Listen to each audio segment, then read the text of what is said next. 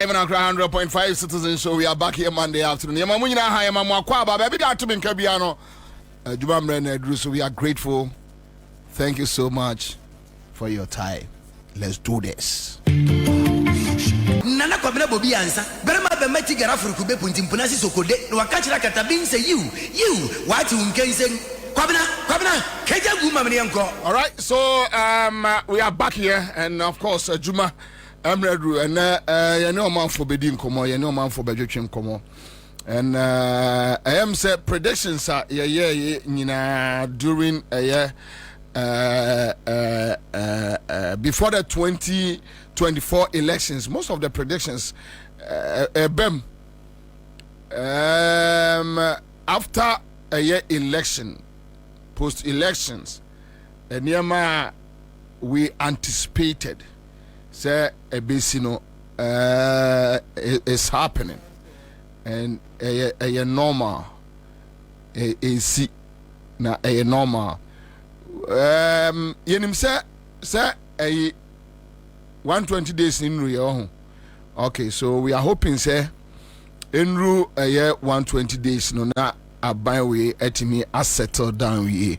One thing we realized, and I dey we ye kan to obia enya botre say the first thing a MPP in opposition would do is to make sure say yemfa dumso enchechire jomama kon adewe kwame yedi wonkoma o ha bebre on countless occasions. I mean ye kan wasem bebre, but yenene one issue ye beba ba be deal with. Interestingly, and I mean say kwame on saka sa video Kumasi a whole transformer and Krofobia ko to transformer ni nyina akase o wow video no. Oh, and I think I saw it yesterday, and I said 3 days ago. And issue a serious matter. Then another issue, northern part of Ghana. Me very confident say abine settle we are. Bibia beto din ewo ho mi wojidie pa mi wojidie. But what we are hearing from northern part of Ghana, enya northern part of Ghana na on say ade ni gina area kakre bi, but the kind of things we are hearing, I mean, I am a Ghanaian first, me a Ghanaian first, and the reason why we campaigned to make sure say MPP should go out and John Mahama should come in, and they say at least you bet me I corrected the wrongs, do it right. Na the also no ya to be atwaso. And rather me who say no na sanene omsi omayi your friend say Neeland Vanderpoy say on air coordinator Madrip na Akufo-Addo initiative ena NDC for you see what I talk about MPP omi bobie unya botre yenuano ena yes you see sometimes John Mahama si kejetia esiwo JMO si kejetia before 2016 emabi omu obi anim baabi omu free ko yi wo mo ho pa wo mo to ase bo naked ye demonstration e wo krom ha NDC Kumasi kejeti awie no MPP na be cheye na be cheye shops no NDC for no akra adwadifo a na omo wo Kumasi no omo anya bi enra meti dabe say Friday no meti se menua media man bi so o ka sa asem we bi na me se wo sa kwa we uti so kwa nyansa bi ani utrim uti ne so ene sisu na den wona odenam na uhu ba bia onfa ho mfa wo wi ase opema kakra no apema kakra na nenam sa no obi ye nanka obi ye mfa John Mahama si ayiwie terminal 3 o si wie ya na NDC call airport Akufo-Addo ba na obefa ne ma edom kotena airport o meboa Joma ama babay ena no shop duty free shop terminal 3 but anya Joma ama na siye na MBB for no monfa terminal 3 emfa airplane entu kwai ene senka mo se Joma ama na siye ntimo kwa adam nyina mo afa Togo so ahu na moko mun twamu ha ba bia I mean argument be wa minu anom no mo ya otia. Sometimes you ask yourself questions, and when you start asking yourself questions na wano ekopa na say so dey my honorable you say come honorable na you say no MPP na fe ni e be GSC wo ya GA party MPP no afe ni ya GA yen MPP ni ya GSC wo ya GMPP so Gary ya GFO yes enti na esi ensemu a ekoso MPP mu media for nyina aboa na edi ho nkomo isi meboa ya GA party na siwo ya GA party no e de asiwa ya mo bia ma ya nana do say ya tie de obi aka ya mpede obi abeka bia say ya de we no go listen, we no go hear anything. That we talk down there. You know ani aka ya be so obi abeka de ya mpe akere ya you know ani so yeah I think say Nilante issue no a non-starter and said him di kind no me boniema mienu so northern region baby a ehia me pa enye ebi anenye close to you ntino be ka say onfa ho but ye nyina no ye nipa baako. I've been telling you this me tra Asante Mampo Zango into ko Asante Mampo Zango a omunyina enime ye no mo kifiru no mo ne chairman camel no atifobia football team ne nyina ye Bobby what you say ya transo ye ne Penny Yaro num time ya trawa ene frafrafo atena kakra akurugu abanga so omame ene ayichome na ne mame ene amampon omunia ayam ne ye frɛ na ayam Billy ne etwa so ye na ayam frafrɛ ni opɛ fans tie na mane edi agro no eduru ba bia ne edi agina ayam no ama ne nsa so de ayam Billy Ewani atna I've stayed with Dagomas, I've stayed with Mamprusis me Mamprusi for trying for almost 3 years. So I know them, I understand. What I say, enti yena ye sabe ebusuya baako.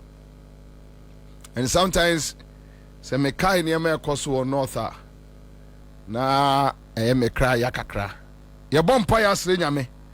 Se onumi se nipa da se ni nsoso ana ehye tire ena ode arms akwa koguo ena sa nipa no eye sa ade a ene sa nipa no ene kwamna boadu sori ai kwamna boadu hwinisum kwamna boadu bomfa left kwamna boadu a wewu asem na mekan onipa da se ni na eye sa Kwamna Boadu on sorry no onko hwehwe sum because ade na ekoso no enye kra enye now I think say yenuanom kokoma ne ada no so enim se wahu videos no a enkola no free school akofie yesterday I was so sad. I think say it's something that we need to discuss as a country and sana adani bibi a one here yentimi so anu bi because you see when you go to the northern part of Nigeria they started with this kind of issues fede bedru baby no na area ni bia ye no go area because military abre police abre obi abre and now no matter say MPP a communicator bi a friend say yenu abem sorry oh yenu abey a communicator yenu abey oh MPP me referee me madam pa is it Evelyn or referee din asa me video no kra say oh yenja ma omo no omo brea is it Helen or Ellen ELLEN oh ama yeah ama de mia menu abema mia menu aba sorry mia menu aba any Ellen and me say Ellen e kasa asem because it's Ellen I don't want to repeat it but I think say na enye kasa papa say yenja omo no omo nko saa omo akuno omo brea omo kuno omo brea omo de besane aba ha e wona be unse say Ghana no yemfa beria ento baby a eye ho ni ntino ufu say wo mfa ho e hodwo a Ghana baby adwo anigi aba ye nyina ye abusua tu dia tranka se yenja mo omonko na omoko anu omo bra omo bejai omoko no omo bra omo do mani be kire ha e wona abunze say why mistake and I think enya kasa papa se yenja omo ma omonko enye so omo ne pe ena omo konto obi anu o sorry ya osme de me pentokwa ena me kontokwa there are remote causes as to whether issues no ba ko betimi atene ho as oh kwame in situations bia no se ba ko anya jimi for say oh enya hwe ya na din sentiase e beba because in every situation across the world ba ko edi for bibia ni we asi we wiase a yasi we de apai ube kombe no baby ketua bi wo ho but enya samre we na wo ko kire say abusua we di for ana we di bem no tinke ya dia omunyina so enya hwe chale let's leave it I mean dia let's move on with our lives na yenko ya nimu a enka sa na yenyina ya hwehwe so you can't tell me that yenja omo ko anu omo bra as if say any ahoho bi na ete Ghana na asa ahoho bi ene enu omo edile anyway so no ye one issue yeah, me person me do nkomo but my main core reference be and so my main I say mama join on Facebook page yeah da mo say some join here on your Facebook page my main core reference bi kakra bi and chemo and be over about 2 weeks ni the CEO at the class media group Alaji Seidu Agongo are granted various interviews. Efa Ekwaya MPP aban efa so egu ni bank. Na unim adanwa no omo egu bank no that morning. Afe na wa fami adwuma foforo. Ana o friends Kwame Sada na yekoye meeting staff there ba ewo Chinese embassy ibi na wo no on froze say some facility be ewo Chinese embassy lemu a ewo na yekoye meeting no na Nana Poku abeye asase radio general manager na Nana Poku ewo hobi Sada na ne de Nana Poku eba be kire eye staff because near finance general manager ewo CMG mene Alhaji Agongo tiwo sei ena obi frɛ no say asema watini eni be 5 minutes ena me sha say me nya calls say yes Alhaji Agongo bank no bana wasori apiampa me sorry ko bisa no na ye no kure meanwhile that very morning na Kenoforiata I was in Elijah Gongo's office when Ken Ofori-Atta called him. Echiano, Ebusa and said what to say. Satana Elijah Gongo office said, well, you still there, me team here, for Ura, you're building down. Down. I want Elijah Gongo office, intimidate and office, and I Ken Ofori-Atta a friend Chiano, mean be now, no so Ken Crana, a friend Chiameno, any idea, Obiako Bobo, no co meeting, no. We are 12 near here now, so say Heritage Bank Yaguno. Ubusa a governor, now Governor Kachra will say the person is not fit and proper. What is the meaning of being fit? Say obey hold the bank. Ewo Ghana. So right now, Kwame, Ayana me Kachra almost say, we are say. Adia bia wo ye bia na etwa besinachi. So Kwame, this is another scenario Ghana for. Almost say Alhaji Agongo have issues with fertilizer. And I buy hwehwebunyasa. And for that matter, me wa no mo boa o. Oya frafrani ni ntia. MPP. Now I'm to be nka. That is it. What is the meaning of obinya fit and proper? What is the meaning? Manyaska, me bia adwuma, ma fa nkrofo, omo ye adwuma ni bi. U begu adwuma no na kire me de nti abegu na, o say you are not fit and proper. What is the meaning of you are not fit and proper? Okay. But what dey yemfa omo no lame excuse na omo di gu Alhaji Agongo Bank no yemfa ye no. Granted, say omo lame excuse na omo de man no. Sa na tie. Almost say almost Alhaji Agongo issues court. And yes into issues na court ninti no. Ontimi hold the bank. Kwame. Into yes Ken Ofori-Atta data bank yang kwatutum. Oh, ya kase. Won ubie wanu nyase ma ya honorable a.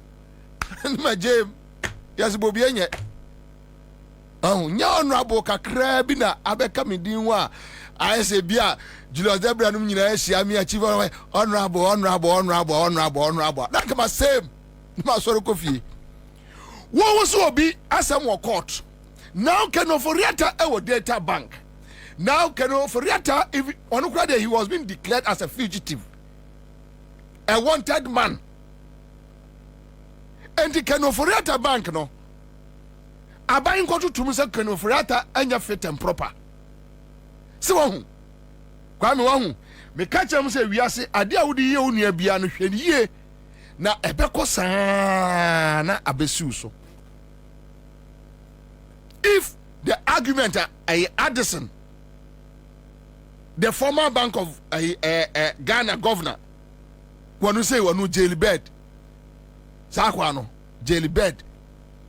Ebe ni sesini enti say excuse the omni buy a good Heritage Bank is anything to go by. Say see Ken Ofori-Atta Omar raised about 6 different issues. Agongo the end na eba akope. Yes, so akosa friends fertilizer contract. Enya sa na enti asienim. Wait, 5 different issues Ken Ofori-Atta. And say Ken Ofori-Atta onya fit and proper. And as a bank no, and I Kwame data bank no, and I omo release shares. Emma Nkrofo sana. Ono Nkrofo de omo nyo. Well no what tefa e de amobi.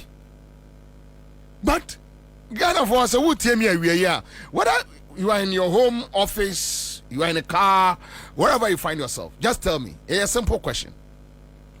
The argument Yam Digu Alhaji Agongo Bank that our issues our court and he is not fit and proper to own a bank. Now we have a fugitive, a wanted man, in the person of a criminal called Ken Ofori-Atta a criminal. Now he is a certified criminal. The whole world knows Ofori-Atta, Ken Ofori-Atta, to be a criminal. This criminal say Obeba may Bosome Abefesi justice. Now almost match so match Oma me nukrendu Obeba match. Now this guy is the owner of Data Bank.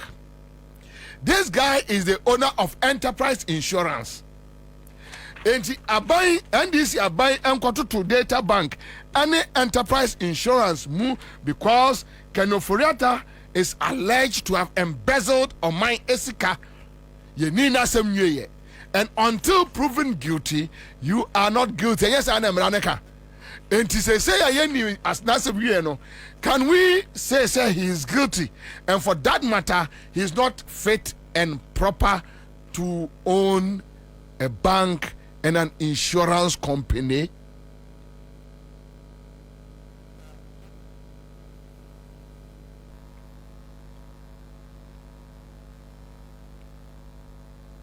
If NDC government decides to answer this my question by following the same precedent, ubehu deda the ombe ye womo wo kurum ha ubehu the ombe ye womo atuesien oye dai ere na atuesien ye. So you walk to my bank. Oh, my Shatta and my Yusuf.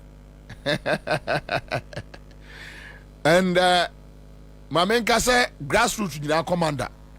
Yenwane Honorable Aquinas. Shatta. 1. Grassroots. You can argue with yourself, you can argue with the transformer, you can argue with your tape, you can argue with whatever. And this grassroots in Shatta 1. You know go fit. And then the ebebem. And Kwame Pacho Baji ade we na check me. Baji ade we na check me. Me ba say me ya adwuma bia wi quick. What frɛ sa number no. Mo kai say atoesien be ka kire say Ken Ofori-Atta no ba no say obeto ne bank. So okay, so list of cases Ken Ofori-Atta is being investigated. And there your screen is so yeah, CTV screen is so you have 5 cases. One is strategic mobilization, Ghana Limited and GRA contract. I have told you that we will get time and deal with these issues one by one. Ye pese Ken Ofori-Atta ba Ghana ni echirichiri mu awia kete na otiebi. Then you have ECG and Beijing Technology Limited contract termination. 2. 3. National Cathedral Project. You know, Ken Ofori-Atta. Omo diskana pacha. Basa. Yanko. Omo diskana pacha. Chapacha. Na yam ngwa so omo frɛ Ken Ofori-Atta na ayi Victor Kusibuati. Okonfo Kusibuati. Okonfo Kusibuati. And I hope said that case because Ora Okujetu I want to di Ora team nanim no. Na in a personal project. So at the end of the day you cannot come and tell us you need anything substantive against Kusibuati. No, we are not going to take it. Ono Blackwa. How can na to ya mpesi komisa no, because enema bia su kire ye no there is no way eya say Kusibuati e fa ho di okrom a e ma so for no ma me pa chew samre mia me papa Duncan samre wa ye ne sword no ready. And as you know, you have come to this place, John Mahama. Let the Lord speak to you and forgive. And you know you have a very forgiving heart. That is why God gave you this victory. Obwa, nyame emma was a victory. We say you weed out the rots. Anything beyond that, asem biya Duncan Williams mbeka chiro biya no JM omo boate ate it don't mind them, they lie. Who would lie no? Political entrepreneurs. Asem biya Duncan mbeka chiro biya ani your friend say me am pepe ajiasare no mo ne e wo mo keka isudan number say onya sa da isudan number say uni anu ko fa ubone ba deal with it. Ghana sofo nyina mi isudan number free mu wono na nyame afre no ono de nyame aseda afre no on de nyame afre no kura no nyame no asa issue letter green letter ena nyame secretary Joseph Bobiansa esaye enti Sudan na ba de nyame no na afre no na arush obwa omba ka bibia chewa jem don sakatin ko bi bemfi wo mo ombwa sa no mo ba homache be 5:45 to 6 more oh etore bi kra na say de say almost upgrade game no timi say na any president no breakfast any person any president no kwa ekwa gym mumia no mokwa enti wo danka wo ne je amade train number ba ko ba fada de na to the sia de number oh ho na kwadi konkonsa na kire JM no J amara mi J mom my on I mom my yeah JM God gave you this victory so that you weed out the rot, so that people will be punished. Na ayense na wa ama even your own appointees. So obi emfanensa enkoka abanya de. And I've been saying this. Menka se menye ye abansika emfa wonsa nka. Don't touch it. Don't touch it. Yeah, Juma, your business. Yes. What's our contract? 2 cities. 2 cities. Ube so unim say 2 cities. Ubenya a home for Sobia 1 city. Ade na say provide no. Say shades black yeah. Yes, dark shades yeah. What provide it when you are 1 city? Who call baby? No. Simple. But when you decide that ube force near nitie be far buying sikedia, that is where I have a problem. And DJ, Mr. Wara, obi se kusibuati, mo mfa no huni. So cathedral issues and other issues can offer no. And said me mama example no. So see Alhaji Agongo, Seydou Agongo. So that time nasa mo court. If you are fit and proper say obe oni eye banker ene can offer de one na yire ne ma enidi every bank mu kese samre enki atutum na enterprise so hwe Ghana for tie na minim say it's too early, right? Mema JM ene aban we no be 6 months. It's too early. And yema MPP for ebobobo apono. Enya one day na omudi be hu ni nyina. Yes, some of the issues we have a fair idea. Like acquire omofa so ede SIC contracts, insurance contracts, enyina ma enterprise insurance. Enterprise insurance a can offer a company or no and I know insure a state agencies departments and ministries meboa where are they? Aha pia wow your friend say insurance enterprise insurance can offer that. Though we have a fair idea, but ye nim enema akosum. What you say? Aha. You know say no. It make us now. You better Matisse Ora Haruna Idrisu Eka say the kind of a year JM betu ye no. Rota betu ye no. Just say amna nkrofo na twa to no say tie ni. And I've heard JM also talking about it. Say wo hye ekwan o mafa so arane economy no a criminals, I mean criminals and a running show ni nyina. And mesre say JM enemy me nua pani Haruna Adrusunum enya just talking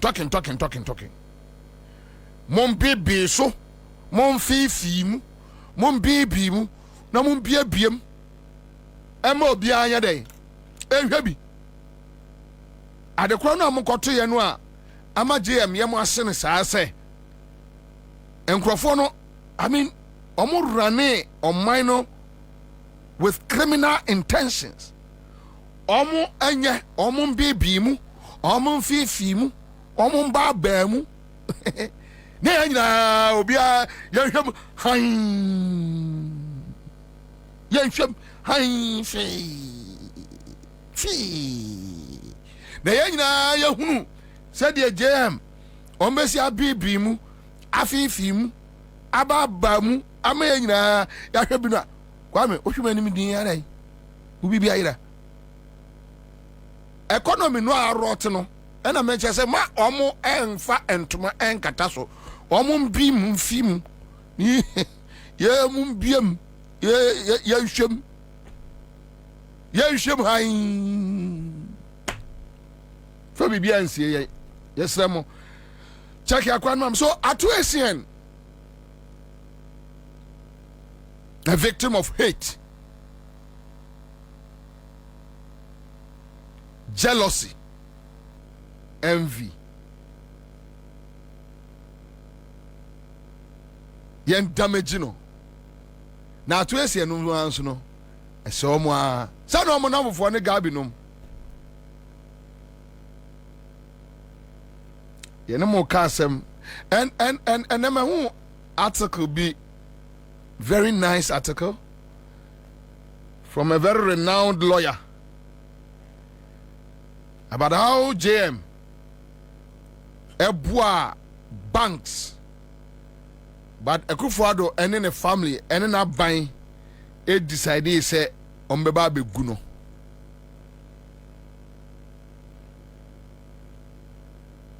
Very nice article. Make I say na yebesai akasafa MPP post elections report in Ashanti region. Omo ka kire say Akufo-Addo 8 years waya ade no ma ko fani ankrofo akogu TikTok Akufo-Addo bajubu Omu ya na omu report no so ma se aka che say Akufo-Addo is the reason why they lost the elections. Chale confusion na basa o. Confusion na basa. We not doubt. I don't go lie you. Confusion na basa.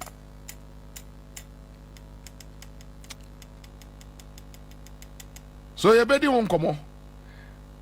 Your friend say Oliver ne nkro for kotoka for no unya womo.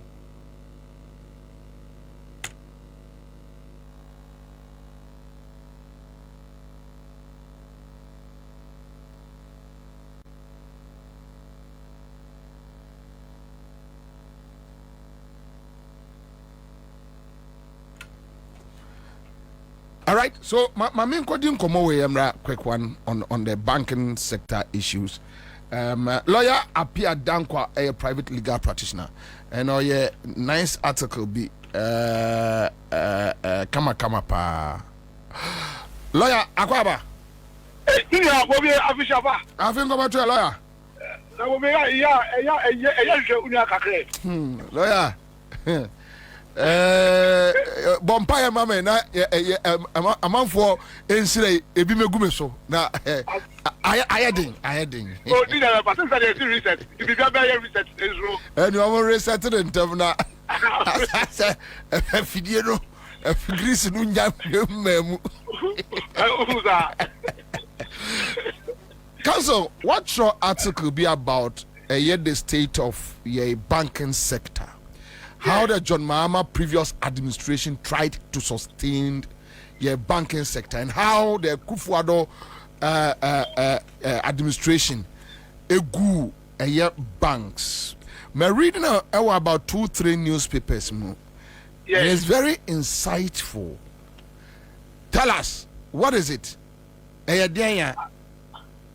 Whether I'm far away and I'm in Chow, if you for I'm in Chow. Who's a yet to say your mind? Now, as for democratic dispensation, friends, you do 32 years now. Necessary say kind of for understand the role government plays. Now you're making decisions now. You're making it. So what kind of constitution now? Hello. Bajo me too. What kind of constitution now? Specifically, the sixth chapter about the directive principles of state policy. One of the fundamental principles that governs the economic policy here says the duty of government to create the right economic environment for private sector to then lead growth. Now, one is about economic growth are one critical factor intermediation. So, what kind of intermediation? You are talking about insurance companies, any banking companies, and how the government ought to create the right environment for them to thrive, to then also then grant capital to businesses. And so in 2014, in line with that, all these principles, banks opposed to challenges now. His Excellency Mahama, in his wisdom and about the patriotism, his understanding of economic nationalism, has taken the position of salvaging the banks for the ultimate good of the Ghanaian as against the same. Now, how did he go about it? Now, who used to Capital Bank as a case study? Who say, for the trajectory of Capital Bank, not first bank, microfinance, and the free microfinance every year, savings and loans, and a bank. Now, in the life of our entity for 40 years, now, more accumulated close to 480 million in what we call bad debt. Who's the call banking system, so more what we call IFRS, a classification of banking assets. Mm-hmm. Now, only one of the critical bank assets is a loan. Mm-hmm. You're almost classifying it from very good to bad, and the time frame is 180. So that Okwajibisa bank, that's within 180 days when let's say any repayment becomes due. That's a win. That's a win-win. Yeah, that asset is classified as bad, and it must provision must be made for. It is bad. That classification way over 14 years now 480 million, and now classified as bad debts on the books of Capital Bank. Mm-hmm. Now this bad debts will not impact the solvency of Capital Bank. Now His Excellency Mahama and then Bank of Ghana governor at that time what was the approach to solving this issue? The approach was to invite a Capital Bank and then find a way of, first of all, separating the bad assets from the good assets. So now good assets. So good assets, your banks are now repayment a year, all right. Then in more than 800 million Ghana. And apparently about 480, up to 480. Into all year two banks, good bank and bad bank. And a bad bank, or ring fence here. The your ring fence, or attribute to our lips shareholders, and my agree, don't be more shareholders. I only attribute are more. Now, they secure repayment of same with one more equity and then ban dividend distribution for 5 years. Then they went ahead to then sit down and say a commercial loan 620 to grant them liquidity support so that to me I solvent them. So now due to essentially because of our positive steps on taking within a year and a half, not bank is solvent. Indeed, loan repayment of 14 million a month or more and defaulted that. So one would have thought because government is in continuum, because I don't take over and they'll continue. But what did they do? A mobile pair, and they just went and then called in the liquidity support. any attempt to reason with them in terms of how to salvage the issue now really there was no issue following on that year. Indeed, on proposal say okay, so what issue are where we interest no and following on that year. So what issue are reducing interest no from 23% no to 10% and following on that year. Indeed, I'm more from say that's not outstanding no I'm fund equity, I'm following on that years and they just collapsed the bank, killed a Ghanaian dream, caused on mass unemployment, and even impacted on businesses are now depending on capital bank. The point is, the first thing you should ask yourself and say, to obey a president, what was his focus? What was his put ahead? Because after issue, there was no reason to destroy the bank. No, instead of following Muhammad lead, good governance lead, no, and then they are so yeah, so many focus say, reset here. Then we must reset all those bad governance impacts, no, especially on the banks. No, that idea is a terrorist attack on Ghanaian businesses, on Ghanaian entrepreneurs, on Ghanaian banks. There was a massive reset. There must be a review. The right story must be because that's not Omugache. Omugache said first of all, Mama almost 620 million. One thing. Yeah. Almost like I said, 20 million. No, a move 480 million. No, show that's at 80. Yeah. So this was vile propaganda. To what end? When in this 620 million, no, not alone, not 480 million, no, and in fact, he had no linkage to that 620 million, no. Now, Omuku Bank and Omu prefer criminal charges against them, against all of them. Omu use Omu power, a customer tracing, a friend saying, agreement I went to check their opening. Omu Diakano. Omu call through. But lawyer, what we are finding out whether Atuesian was in the position to pay? You see, so now, first of all, yes, because they see where we are here. So indeed, so the first question is, oh, yeah, you can now where we are. That's the first question. Omu to go through trial, no. The judge acquitted them on the ground. Say, Omu Yelibia, who's also touched this one. Omu Tadeno cumulatively for 270 million theft. So that 270 million theft, you know, almost 130 million on you being a year. One of the accused, 70 million on another accused, and 27 million on the MD. On all these counts, no, costing who they say there was no stealing. So if there was no stealing, then the question is that should any issue of repayment come up?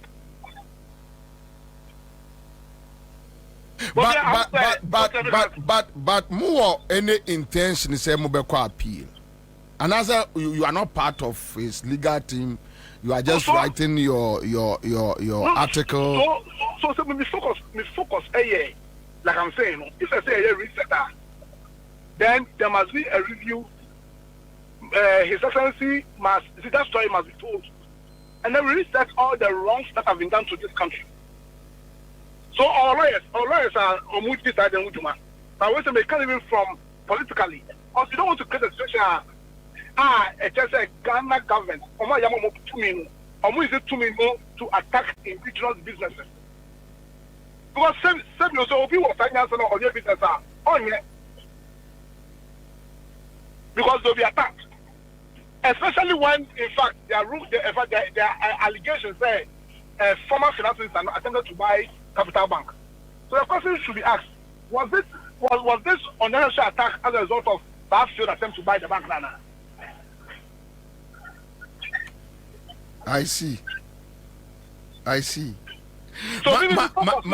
Mami Musa Wadewe is not part of where article now trend, but Obiti said Alaji Sedu Agongo. Exactly. Almost say Urano onye fit and proper to own a bank because the charges be abono. Do you think that it will be fair for the NDC government to do same with respect to Kenufuriata? Yeah, he declared a fugitive, wanted. Now he is the owner of Data Bank and insurance, enterprise insurance. Uber recommended say we should continue the same way. Said the Omode Agongo Fasono, they should do the same thing to Kenofuriata. Not necessarily. In fact, the first thing I say you're calling for say or more review Agongo Diano. What do you mean by Agongo fit and proper person? So research no or more reviews are at the end. Not true. But then can say a system no. They say you are innocent to this. It is but in the course of researching lawyer say Obian feel that penny bia maybe who said the city next time Oba continue with the same behavior. Okay, all right, sir. Sorry, sir. So rather no, first you say no, more investigative finance minister. Hello. Mpacha no correct. Some of investigating no. That's a indeed. Come up of any of the criminal charges now. Then a credible declaration can be made, say whether or not a fit and proper person. Because we should always side on the side of principle. Oh, then what I say. So if a mere allegation won't make say to Agongo, that's not kind of writer. I don't think that the same rod ought to be used against the finance minister. However, so we go through the process. Now say you're about guilty, and certainly he should be dealt with in terms of fit the proper issue. No. Alaja Gongo no money in the case ni you. Nindiano was standing as allegations, same as Ene Kenoforiata Di. And nothing like Yamamo 38.2 no. Sir, vindictive, wicked governance are clearly no any to the people, any to the benefit of Ghana for. I don't think that per se is as the John Mama to the same line. And the year reset it all. Who Mama Nyansa or the handle banking issue 2014 yeah. Said you on the propaganda said Mama and that's why. That's right. And then I go for Adam. Yes, I'm on the CBM now. So for me, we don't want leaders like Nanadomo. Oh, let us say, you have white people, patriotic people to leave the country. And so the fact that Omono Aye wrong shouldn't mean that we should also support why. I thought to also. So me with the American that's John Mama. Say, am I must have bad governance and another no as changing. Time has vindicated him. It is or Ghana. Any indigenous businesses no. On maintenance or dona na from to the mind. Lawyer, Accra FM citizen show here that's be. All right, so that's it. Lawyer Apia Danko, a private legal practitioner. Any attending can a very nice article or call other newspapers now Betty Panda mom says welcome back from your holiday many cases Betty minko holiday bia minko bebia you say honorable nchianwa na menamna mejia na man for the age of mama honorable bakope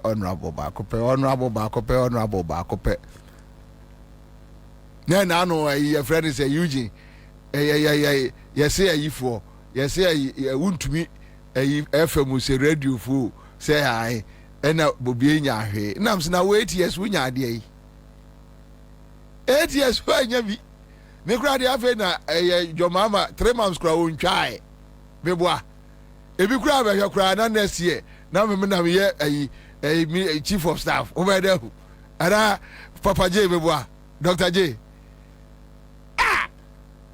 na say honorable ya o mo fra bi kura it's okay on say honorable na mama ya is pa nya na no me say me bo me tie na me same suit na say your mama wa mama honorable no kra mama honorable no na we dey ni denti no da bia me tie say timi ko mu ani ba ade na me friend say na me pese keke di bi hu ko waka say me mo tie sa me mo ti afa dia me di tie boy na me dey tete pictures so babonten akwa was appear out picture appear out nam si ye na Crawford honorable respect nyina Crawford honorable nam si miamini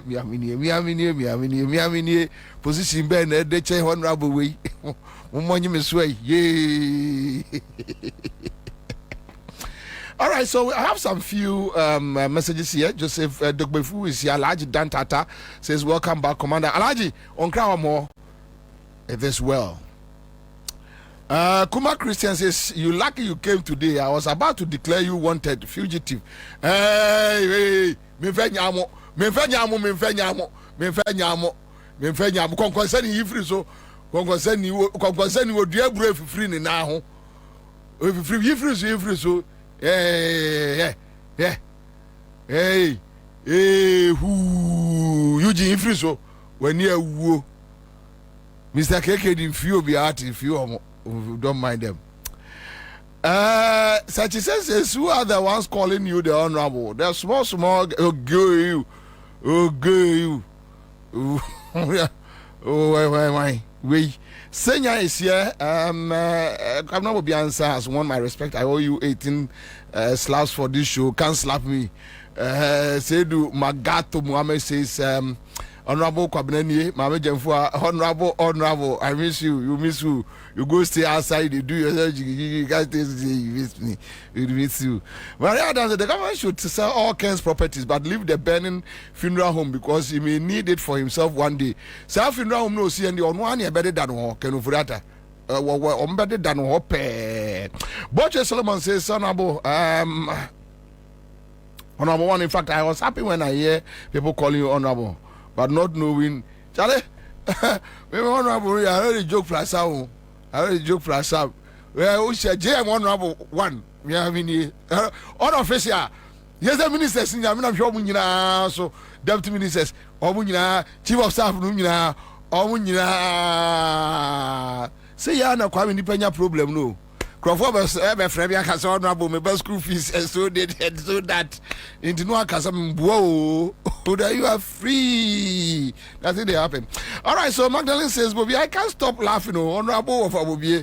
All right, dear Mbedi here, or Chekoko Foster, thank you so much for joining us here. El Caneto, Uncle of Bobby, welcome, honorable. Hey, now you won't give me offer, now you won't give me uncle, now you won't give me honorable. Small time they see my beer white like this, they go give me grandpa, I swear. Wise man Castro is here. I miss you, bro. I'm Zane is here, Commander. I had Georg appointment. No, hey, Kwame, yeah. This kind of people, bro. Omubaya say Georg for appointment. Can you imagine? Can you imagine? Just a minimum of a coffee, Juma. Juma say. Oh, but Charlie, name people winning that. Oma appointing Crawford. Yeah. Akwa former KMA boss in Dini say. Sampai ntime me mama bamu mu wi ase. Ni appoint sa. Hey, Sampai dia ma. Fedi o ha ya se ya Sampai akoto ma yanka. Ba wi omukum na ntwe okum ase abatoa. Say board chairman yo. Say Sampai kofi anwumra yale no ye boade no o hukum na ntwe no a twitwa apodwehwo yi no o do odwane na ni ti ka ho yese da no o de ma no o se o ma tutu ni ye o mo se o van kofi enkototo ne nkrofo de honorable abatoa one nyame adom eno obeye KM boss timpa so sa ode ma ya JM menka se ani nti bempai dai baso akana what menka se ani nti ne bia say that you hear me dembe me your reporter mama me Dr. Lordina mama mbekate no. All right, so yeah, man for just a give up no beso me mama. What? Hey, I see.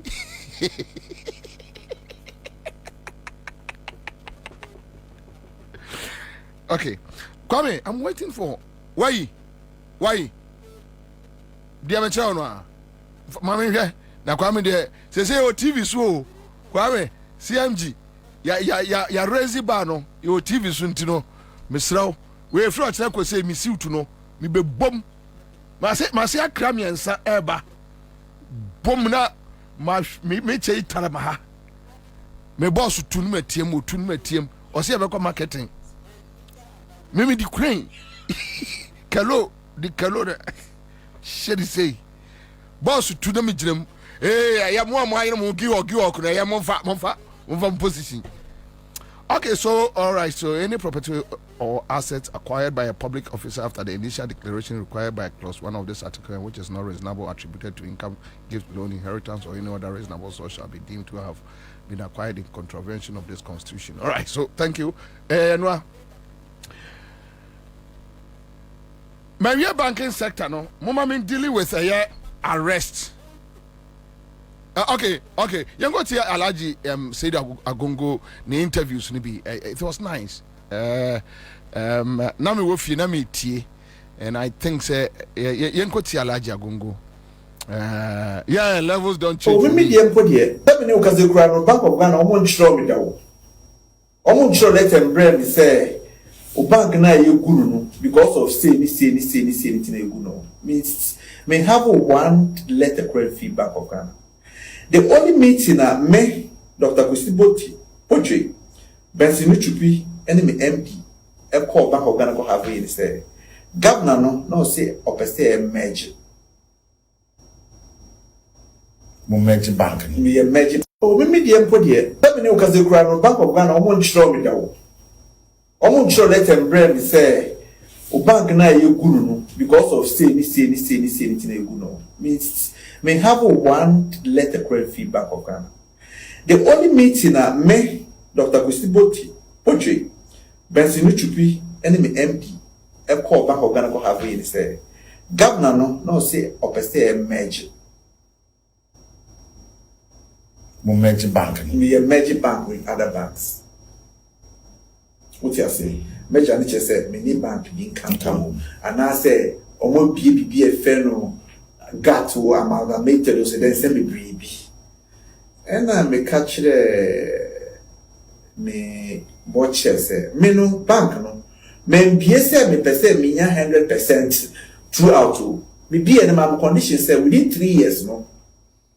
E be here say my partners. And I be grab me 100% of anything no. I just need to get the foundation. Except me foundation no. Na mo say dey engineer. Na ma go foreign partners okay. But my mama let you say. Mbese mama e bia me foreign partners dia omoye 4. We are 25%, we are 25%, we are 25%, me may 25%. Na the page bank no. Because they tell you say so we are there no when you be man critic you are. Onjeni. Say me no ka say. Me kasa now criticize me and also be some question na. E page me answer no kosoro. Mama answer. We say beside there nti we say what you say na level no kosoro sa na tie sa na be bi atie. The more now before criticizing them, the more now brains no, intellect no, it may change it be out. And that was my vision. 25. There are 4 members on the owners of Heritage Bank. There are board. There bar will be able to prepare because who will say so count ye na come na den there be the amo. No way. So it brings but we are on my instructions and for me personally I'm telling you me you be me so much into one man business. I'm against it. But me for the fact that one man is society. But as to sustaining it and growing it no. Obey here ni pa fufu bi no ma kwan ba yi na ye eduma because e don se bo asase su yam fa ko bebia. So be ya ni pa benefit. Ene here e be cha asase su. San ma dwen ye me. Baba ko Ghana no sabi. Be se o ma dwen mi hu bebia e free. O me die mpo die. Da me ne o kaze kura no Bank of Ghana o mo nchiro me dawo. O mo nchiro let them brand me say o bank na ye gunu no because of say ni na gunu. Means may have one letter credit fee Bank of Ghana. The only meeting right, so Ora said Agongo ne personal account on a choir omodene faso.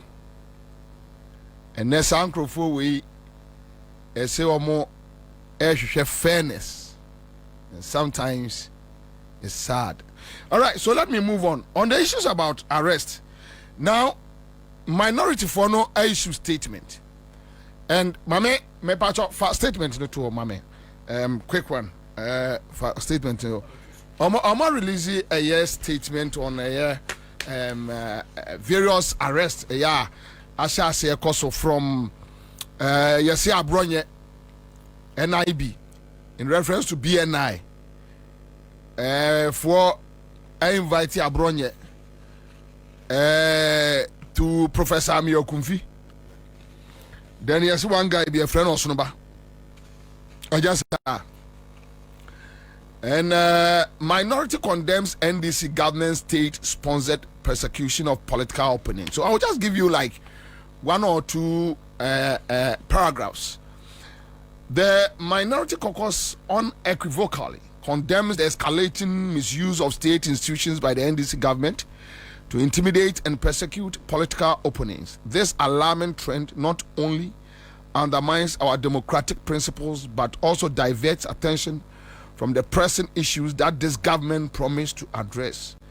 This government is prioritizing political witch hunts instead of focusing on delivering the promises they made to Ghanaians. The NDC promised to reset the economy and alleviate the severe cost of living crisis by implementing a 24-hour economy, create sustainable jobs for the youth. Okay, so it goes on and on and on and on. And we are talking about arrest. I won't talk about my issue. In 8 years, I was arrested 3 times. Oh, ni abefao. Oh, ni abefao. Ontiase. Anajo mbetim wo Lord kwamu a omode me kwa mebuso omo se enti mayam de ede ne mayo de. My order.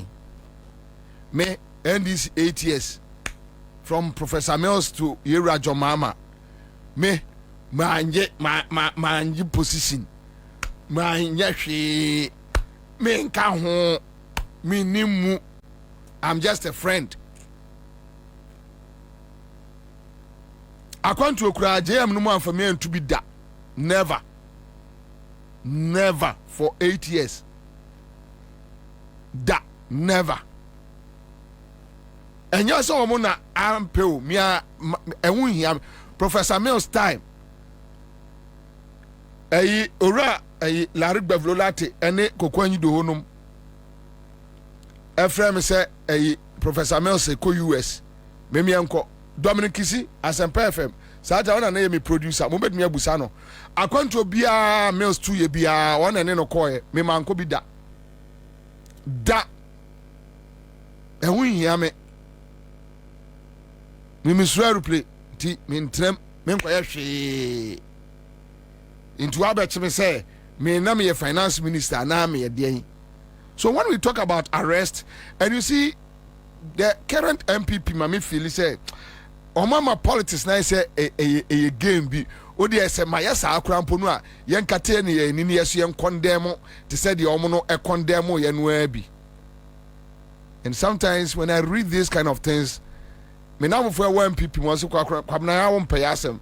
Now you know the way you guys behave sometimes ya na atete. And today they are complaining. Yeah. They are complaining. Yeah, even Odia Yanko City FM. Me chirawo me been coming masemo. Almost say Caleb Oyeden. City FM Caleb almost Oyeden. Oko national security. Eno kotwa se picture. Eno ade bar city. Eno mudi news. Which they could have invited him.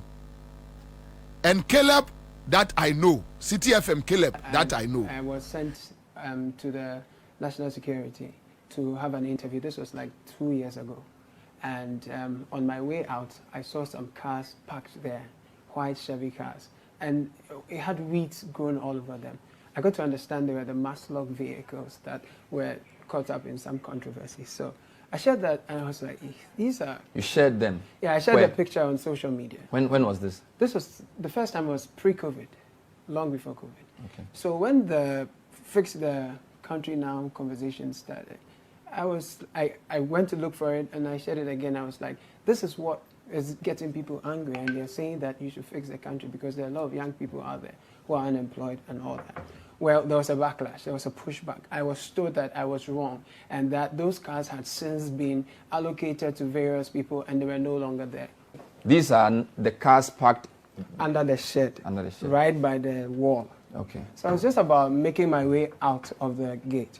And then there was this man in a car in there who saw me and said, hey, where are you going? And then I said, I became jittery. I said, I came to see someone, but the person's not there. He said, who was that? Basically, he had seen me. So he was like, why were you taking the videos? And then I said, I'm sorry. I tried to explain to him why I came. He wouldn't listen. He raised alarm and said, arrest him. So he effected that call. And by Do you this know time, around what time is this? Is it 2:30, 3? So this should be, in fact, I lost Sense of time. True. But this was on your way after you had done your... Precisely. Do you know how long you spent in there before you were coming out? Oh, I didn't do more than 20 minutes. It was really, because I've done something. So it was a short time? It was a really short time. So he raises an alarm, and then what happens? And then they come at me, and immediately I panicked. So I decided to share some of the photos I had taken, particularly of the white cars, which was my focus, with Zoe, my very good friend. So whilst they were coming for you, you did that? Yes. Okay. Just so that, and in my thinking, they were going to forcibly take the phone and delete it and caution me and say, walk out of here or something like that. So I sent the videos to Zoe. But it turned out they were more, they were bent National on showing security. Me, they were bent on dealing with me because then they took me to a small post when you enter the... On the left. On the left. There's a mango tree there. Caleb, we. Wow, Caleb. Oh, you're harmful. Caleb, I even know Janiako. I would have been there. Look at how they stormed a City FM. Today, they are issuing statements talking about arrest. Kwame, ya ni akeka be kira omo ya monte ase o. Ya na enye se bia obi nye o. Ba honorable no asese wo mo frɛ me no. Ye no na manya problem. Wa ka ya Caleb. Uhunu a obesre sa. He's not harmful. Wanya ohwe. Yes, assuming oye ni pentino. Otibi bumra so. Invite this guy. Obeba. Caleb, onyane nko bebia. But you decided to use tax with armed men, guns, as if say City FM hono, and why some get to be, and yes, someone fair to anqua, one share ya, and yeah, can you imagine? Not a single person at City FM no nama sabit a blade crashing in Butum or the other day. Media practitioner the other day. The Omoyami was Empire FM Nibino. It was some almost a 2 song. It was some almost a 2 a song.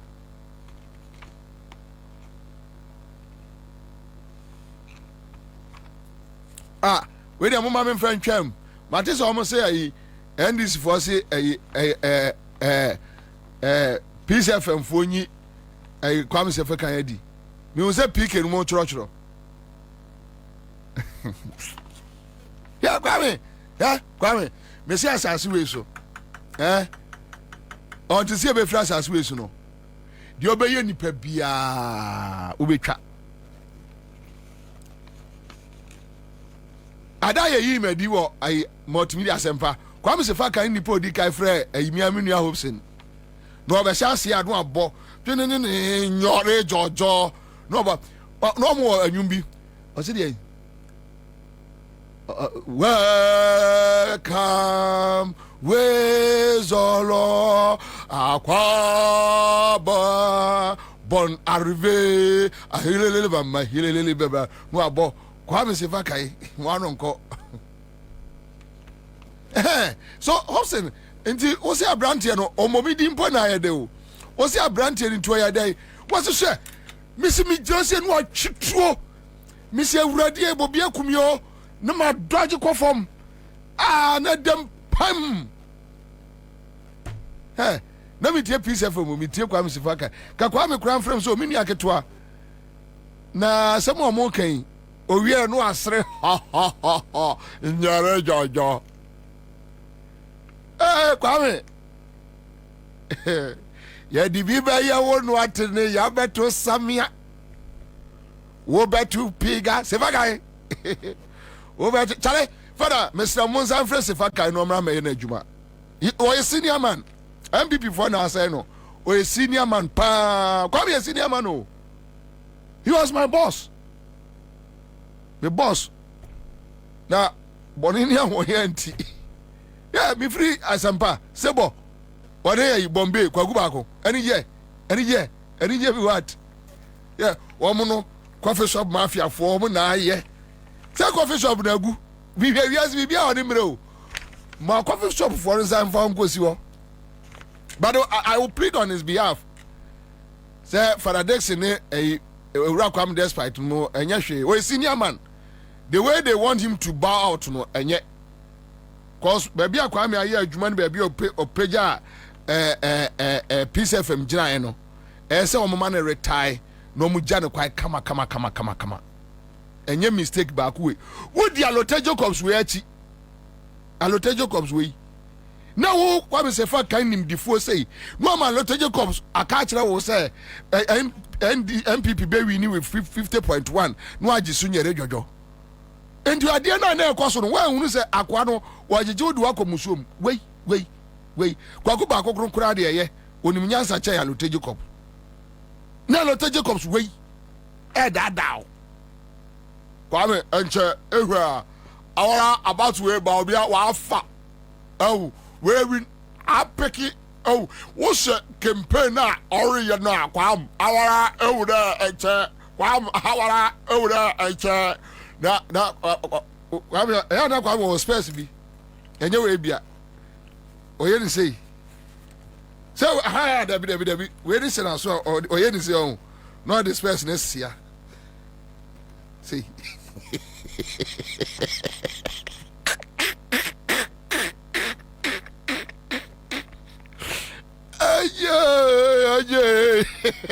Ajay no the first let's see there is the say you know the yes abe jemfino sabe o pede o fia pacha sorko into me no enye show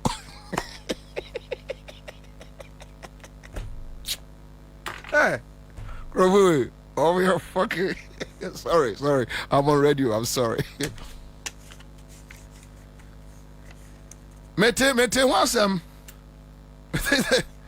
but mesre father Dex ne friends Urakwam despite almost I'm friend umra because kwame ayebi yeah wa ayebi o shebe bia Peace FM morning show abedura you can never take it away from him. You hate him, love him, but on you see bone eba ekuratimu a otongum media bae na menua ye ho interview ono na o chirechiremu ekwan ya yasme fa so twituo no ene said yes yi madi ene said ye misuban nyenti ne yi madi aw Brakwame asantefo baby yesi yanka ni wachi a osi agro no ede twene no so me aya burumu ntino na onim se se mi ko mu bu de na de ya oda ne se na de kete didam egenge ena twene no so ba ma na tete nyame mfa yɛ bɔ ne nkyɛ nyinaa ɔnom yɛ no ɔmo ayɛ no nsiesie ɔmo daakye heavy akwantu a yɛ nyinaa yɛ wɔkɔ obiara bɛkɔ bi yɛse aboa bi wɔ wuram yɛfrɛ no ɔfoɔ kwakuo and those days hunters no sɛ ofa etuo sɛ wobɛto abɔ no a ɔn sɛ kwakuo ne nsa no yɛ 5 wonim kwakuo yɛ ahwɛ w'anim ɛbɔ w'ani prɛprɛprɛprɛ saa no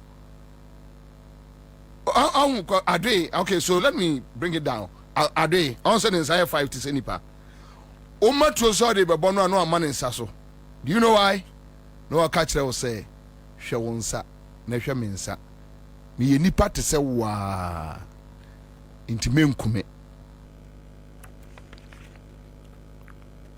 Kwame Sefa kind of refuse to see some of us say nipa te sɛ noa and no asra say me say PK saponom ɛde ne Facebook na Kwame despite person yi Sefa ka na NDC na akɔka kyɛ ɔmo sɛ ɔmo yi the dinner den I'm say really hey boy mami egbo so they are talking about arrest you know so here the uncle here no City FM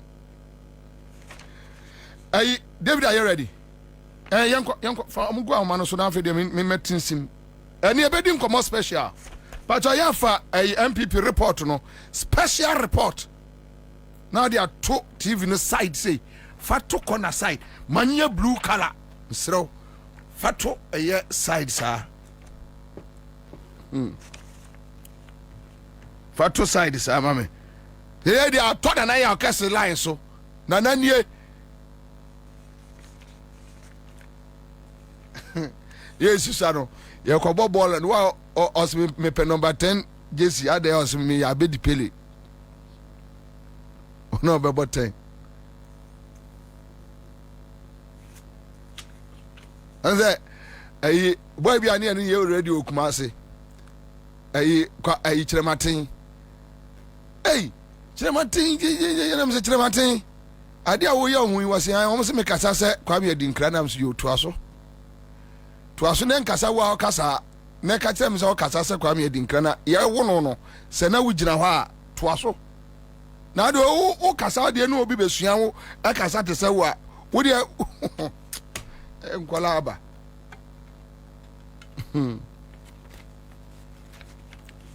ɛna anu meti ya yes Sam George say radio station 7 bi ebi wo bono ebi wo ayi na ya nti MPP for kasa ɛna Sam George ɛna say mono Sam George no nyantinsi krum otisi krum a ba bia nkane awa na mbehu yes bia ma mo akwahye no mo sina wi age license na afri nipa bansem me dia me toye lawyer Daudu na ya me lawyer Kwame 2014 me turn 200,000 Ghana 2014 2 billion na iska ketwa me receipt go lawyer Daudu na ya me lawyer on sensan ma me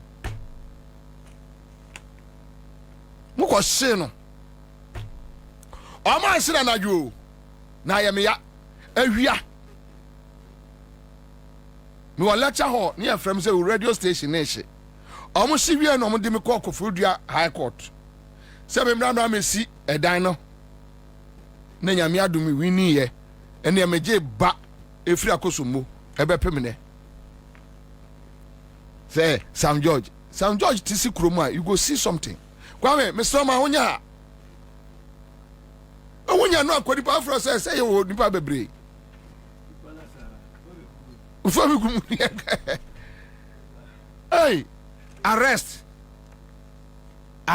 enemusu arrest so I showed you what happened your friend say City FM and this for your munyi videos to say on social media na mo de kai wo mo majority group no mo so monya press conference mo de videos no ye betimi a supply wo be 5661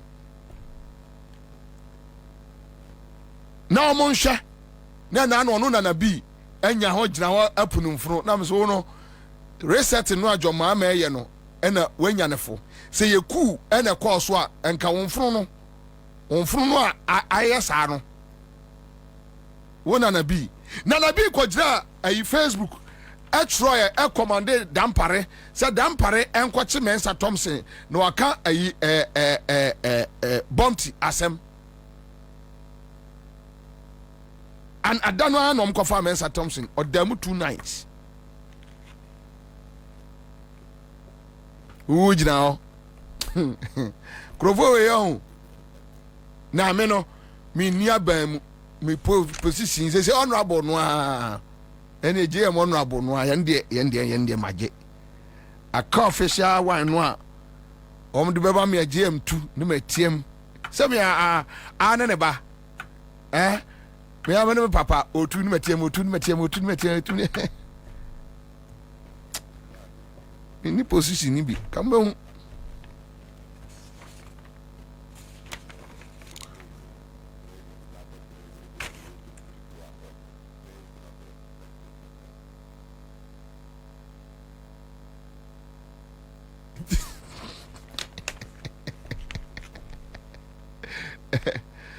so you see you're building on mine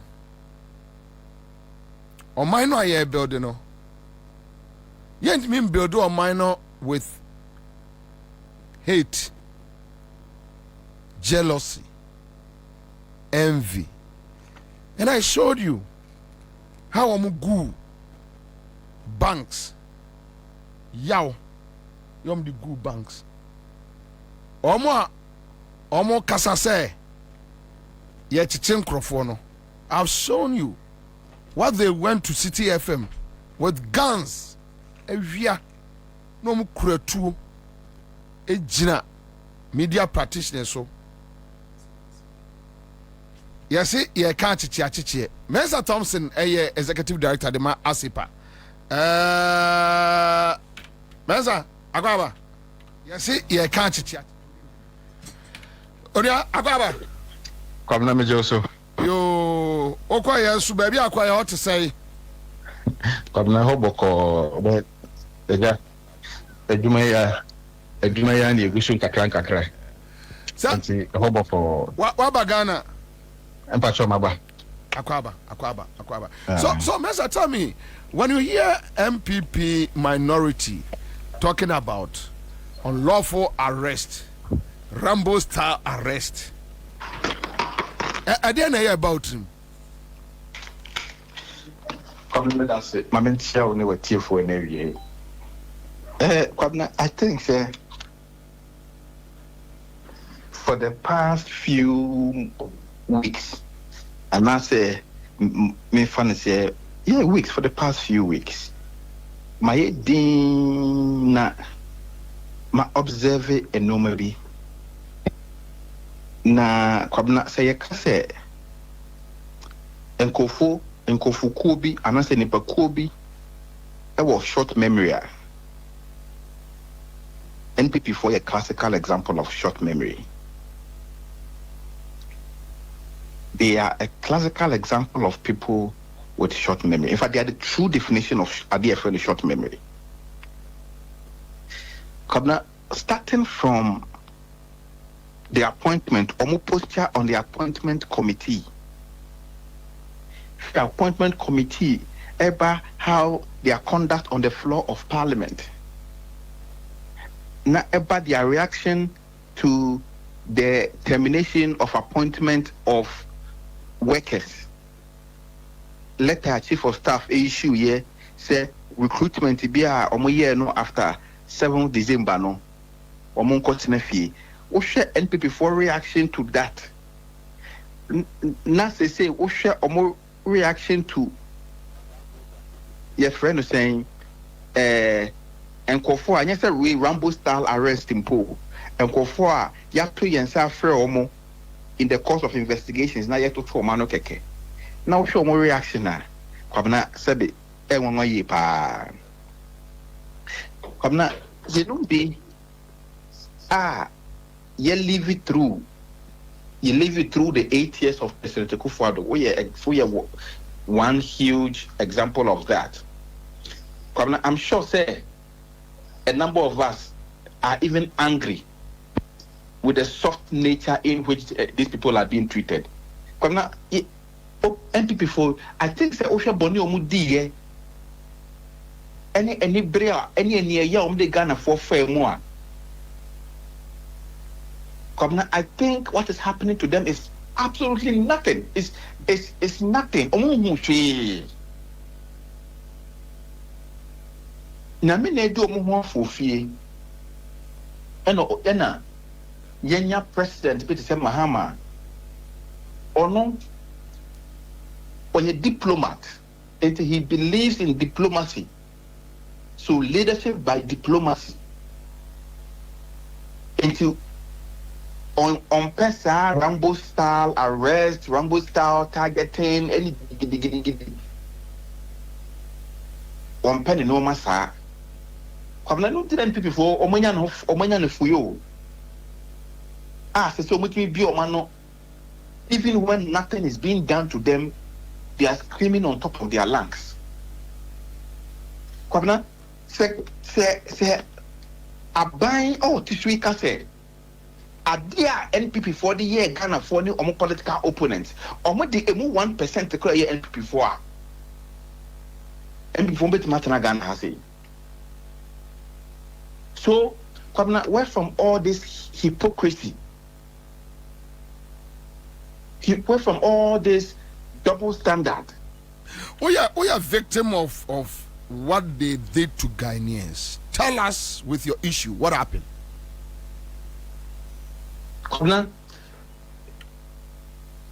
As a public accountability person, me information from a credible source say, Bronya Bre, Omanpenyi Akufo-Addo, ne mama ene omonam fufuo de yanye presidential jet no na Akufo-Addo say ompe o yusu bio na ontimi nware wo mu no ena onu agya si ho na wa rente private jet na ye tua over $300,000 an hour. Na kwabna owie ye jet presidential jet no the man mama na bronya so mo na mfo gu mu na omodi too fa omodi nam abuchire no moji omani ye presidential jet e taxpayers money ato e taxpayers money and maintaining. And I'm a publicity of Facebook said, I am fully informed that the president's daughters have been using and his brother Bumpty has been using a presidential jet. And they should desist from that. Governor, asima me kan ye ni. Mendi President Akufo-Addo attempt. Mendi ne mama na attempt. The American say, "O my ejapade and presidential jet I risika to dear. Any kwanso man penny the man mama momutlem no mudi took up from an go jare. Necessary, I just saw or must someone now for 4 as I can home and a more year party or presidential jet in him. Governor, the one met to say, yes, say, Madame Fusia di Bakwa, a friend say. Your issue, your friend is saying, alert on me. I got my police phobia, so baby, a police phobia whom you're going to me. Hey, I'm saying, hey, I'm telling my head, may buy one bend my head. Kwabna, it didn't. I say, the war, me was a police for, could true. And I'm saying that, Kwabna, baby, I may. Be unless I'm a lawyer, I can't be. I'm a friend, a lawyer. Kojoga Adaudu. You call almost say, Oma court na court am arrest warrant for me. On what I just said the ban betray statement. No more bundle me. A share carbon on them call. Teshi police station. Na my lawyer took car DHD. You could do Teshi police station. Kwamna we your fan say a bonnet crana my ya. Your fast as some can no crampo say a offense that kwamna in law your friend misdemeanor. Kwamna misdemeanor no police for bit mama your friend no cognizance bail and now say police inquiry bail. Me try me statement we ya and go force the mama in coffee. No more lock me or more lock me to dem ko say female cells. Na cells. Na a man wo ho. O may you man free was on per se. Or is it on person go on person go any master. On person o take till soon tea. Baby a mass cells for month for female cells. And dem ko share omu me to omu man in free female cells or no dem ko share ho. Kwabna adetchen ye court. Ye court. Ada beto me wo court. Ada sasa ada number 2 court. Kwabna ye court. Anopa no.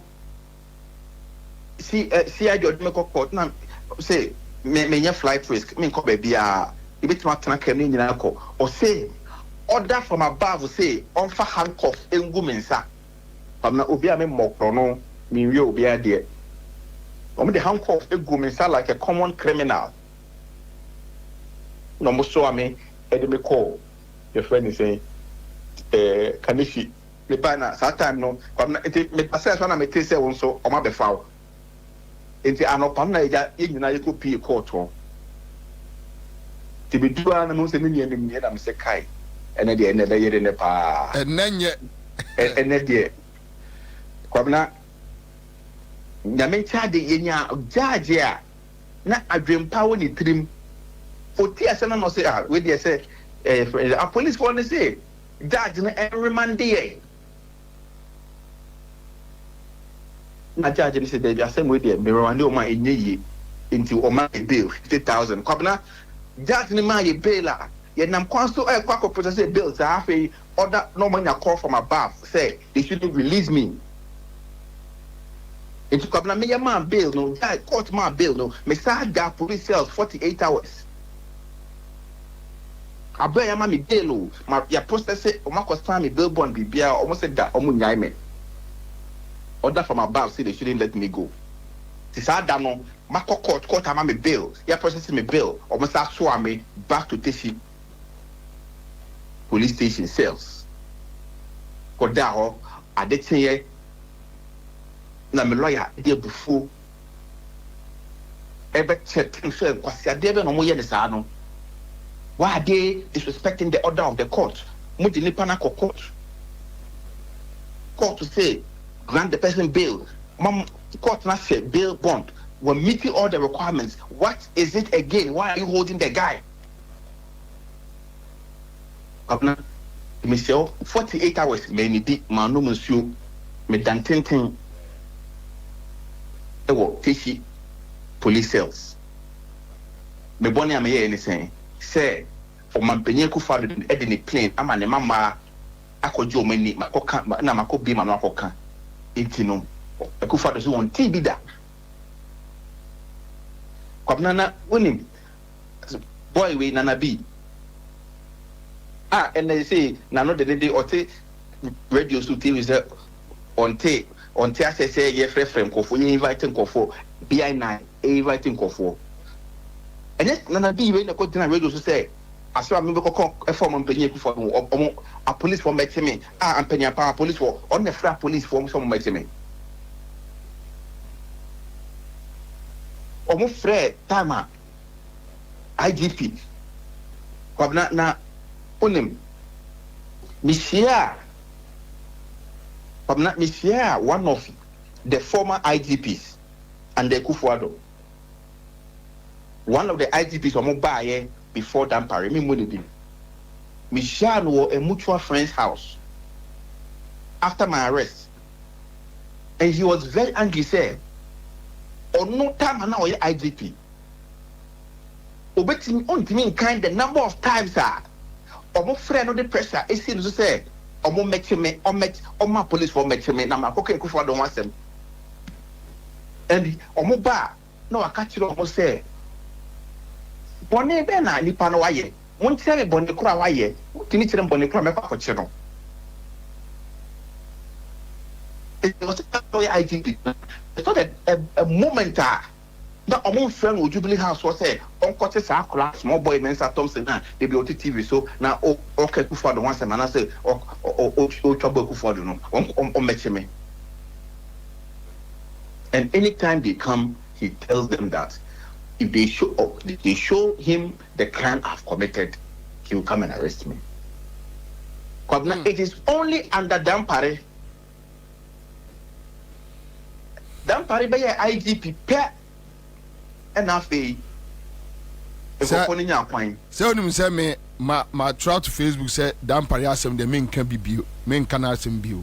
Dampare by IGP pair and after started say omunya or why is yakoti way or why is yakofa way or as a police work of way or why is yakofa way or so say the justification to end this is on what me di boni nti say end this for person mu di boni omu use no nti Kwabna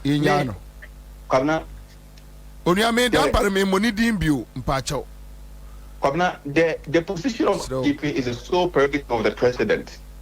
And I think that the president at the right time will take his own decision. Exactly. But that will not, that will not stop us from pointing out the bare facts.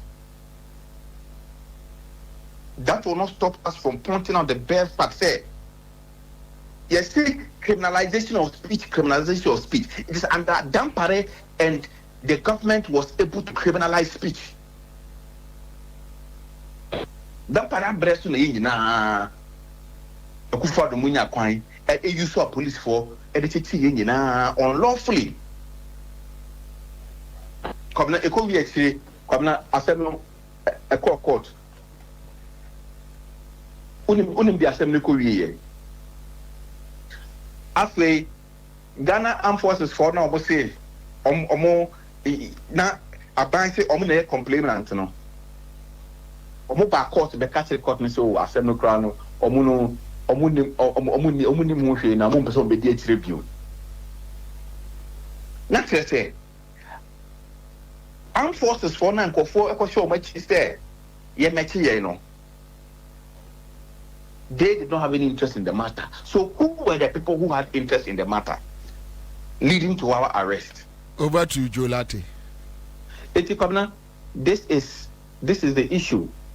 These are facts that is public knowledge and everybody is aware of it. NPP 4 boys, they were radio so. But this one they were TV show. I just wonder what they are complaining about because they have not seen anything yet. They have not seen anything yet. Mensa Thompson, thank you so much. Makwaba, so about Ghana. You know, some Republic be share studio near Dinkomo. Thank you. All right, so that's it. Make out say near Penny Solo. Already backing a vocalist or Solo at joining a studio. I see. All right, a production sheet in there. I said, send them in Musa and India. I just said, case die. Oria, Akwaba. Yeah, come to. Bogodia. Yeah. All right. So, bittersweet says when MPP took power in 2017, they went after Mustafa Bandi and brought down his mansion within a few minutes in the middle of the night. But just 1 minute, the minority they are talking about unlawful arrest. I don't know which one is the unlawful arrest, but your view, quick. Kwabla say me hono say say go fu bi won mo amunye serious. But now say ka system na shiki kakra. Ka every day at least send you one district, one factory, ka one day one prison and ye ku yenim. Mama go fu enyo mo ho na nkwase asem nkwase bi. Na we kura se bi nim anomudu okrunwa. I was said by now no will be biara where we are my sika di o my sika no eni so to me da was a war done and any back to toss. Ebi adeɛ nti na national security picking a last year picking na deɛ mu yɛ deɛ asa agudie bi na ho mo ni so o yɛ ti kuro mu ana gɔfrɛda mi atumi aba bɛyɛ press conference sɛ wɔ integrity si wɔ bia na bi ayɛ press conference na wɔ dɛ no nenam court ɛwɔ sɛ by now nkɔfoɔ yɛ busy but nkɔfoɔ nyɛ busy na no OSP fragadam no abɛyɛ nneɛma troka fugitive you wanted the next day you say agwane you wanted na asɛm na dadi hey mamu fa nneɛma ni agro very serious every sɛ nkɔfoɔ wie sika enti minority adeɛ na wɔn mo yɛ no sɛ yɛ pull breaks na humobro yɛ fa kyekyere ɔman wo who the Ecoso America na Trump every day will be co every year. Two generals was among Godamabre. Sano promising the people of this country. The Oroma catcher and say Cronuacoso or Barbe Sacrem or the cleaning system. Says here so far and cleaning system. Obasa is too early. Early. Now nearly knows Yachina can't me. I'm not interested. I said to go to prison. Even Yamfa so be our so. The woman is a Jessica Nabediwa, Kwamna Money interest in Kahon. But now, Sekia set account be up. At that baby, also President go for a call he picking. Or see toilet and all their bohing or their bohon, he pick initiative. Now, a Chirasa Sika will never free he pick him. I know yeah, they would see. But now, Saka Mama was set up on account. And it's a Jessica Nanya was 70. Sa kwasi ebinti eti kwasi ebinti wodan ho saa ye wia ni a kire Ghana fo ne se kwasi afo ye be wi asika yi eno nti ye sisi dan wi na aye fefefefe ye disika na ne de asidan ye de asidan ni a kire ho kwasi ebinti eno wo wan se eye hospital kwasi ebinti hospital na ye di nipa na ye disika de firi odi ya ya kire kwasi ebinti maternity ward na ye di ni dia ahyase ye ti ha na kwakwa djuma me no hemfa former health minister ɛyɛ mwanwa sɛ ɛyi amiakumfidie ne ba ntem gyae tese on se konofi bi bem wo twani bi ya bem sɛ yɛni agya wo sɛ yɛtue sika bi akodim kokura no die de ɛyɛ clear agufo do na ya wo sɛ penalty tese dem viare corruption viare achero your friend say your friend corruption viare yɛtum ko VAR yɛtum ko hwɛ back yɛ play the back ne ha so dem a kwa di ma menu dem yɛmfrɛ no mo bɛyama ayi professor Mia Akofi wo wahyɛ mo na wo so 2 million ɛyɛ ne ko fa wo sase ɛno deɛ yɛntumi hwɛ sɛ obi amfa no tototo baako ya wo kyele wɔ Minnesota ɔno trolete ikelvuriata bana go warm me up na do ji hɔ no MP hɔ ɛwɔ na sefa kan mo yɛ yi yɛ friends ɛ bɔcham mu wuro mu yɛ cash bia fa baby MP mu wure ma nneoma mu be hu no sa UPPFF your friend say account billions no enya sem keto se ne nkofo si bi edidi mu no ba na o se dipa ye busy ye be sori ado pa Kwame Nkrumah te so 1 o'clock news no bi atie bi ho na ekọ na ye kwa na wa kire se sika no se na wawia se na wadie se na obetumi atwa na yɛtumi de ayɛ fa foto no da hɔ na yɛtumi de ayɛ kwase bi nti clinics ne schools no na ɔman no akɔ ne ɛnyɛ sɛ na mo mpɛ sɛ obi abɛ busy deɛ na obi ɔmpɛ sɛ obi yɛ up to date apart from no ɔsɛ nka IGP yɛhwehwɛ ne nsɛm na no menua list wɔ kwan sɛ but I think sɛ ɛna mɛka sɛ it's too early. Early. Dabi. January, February money away. Your days say you run 30 days, 40 days early. Your mama Benny Mama 1,460. And what early didn't say. Yeah, the current budget we in March. Budget to the baby are Ghana for you now, the budget. Was your starting friend, economists, or moon, we have brewed down Munya, Ibiada. We was a didn't Yako budget, so now be a fee. Sanse we e de kire ko page bad o be ka kire wa ne se e sanse wo so ba ya tinko ye kire abeso kire we chanting na Ghana fo ye wure fie o da bi wo so starting ne ba na o se nkofo ye busy eye no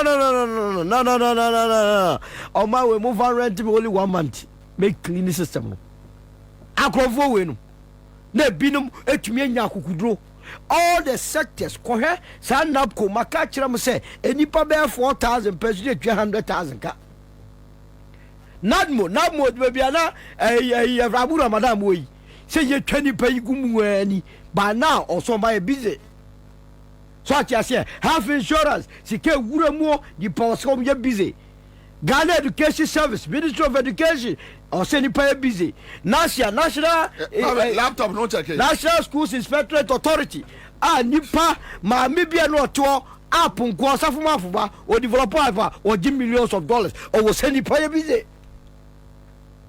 ɛdi kwamina me I'm not impressed emunya shit too relaxed sister be relaxed and I want to go home say na mo promise Ghana for the end mo money a week because by now ya sorry no pano e was say can nipa twi fra obobie say bobie be pa ocho no odi ge hu abeg but nipa no of them obi te so for obi te say aboa papa mi ari no remember me kasa ya de me mane la no better say obi boye bo Facebook say oba ba na no officer go nya position bi me ya de me mane me ya jabe kwai hey ye jabe kwai na baba be busa say obi fra me asa muna mu ye bi de ya le jabe ba bia o se bi elo de kura me bi dan dem se bi dia bi bo bat on a more serious note kwamna the economy I'm not enthused bene nyi ho esan se eyesa no a cha na adwo so a abangu but you see so what's obey resetting there, which means you need to use the due process. Due process doesn't take one day. Kwamna all land touch or you register sase because you say obi 22 days in your land touch which is wrong.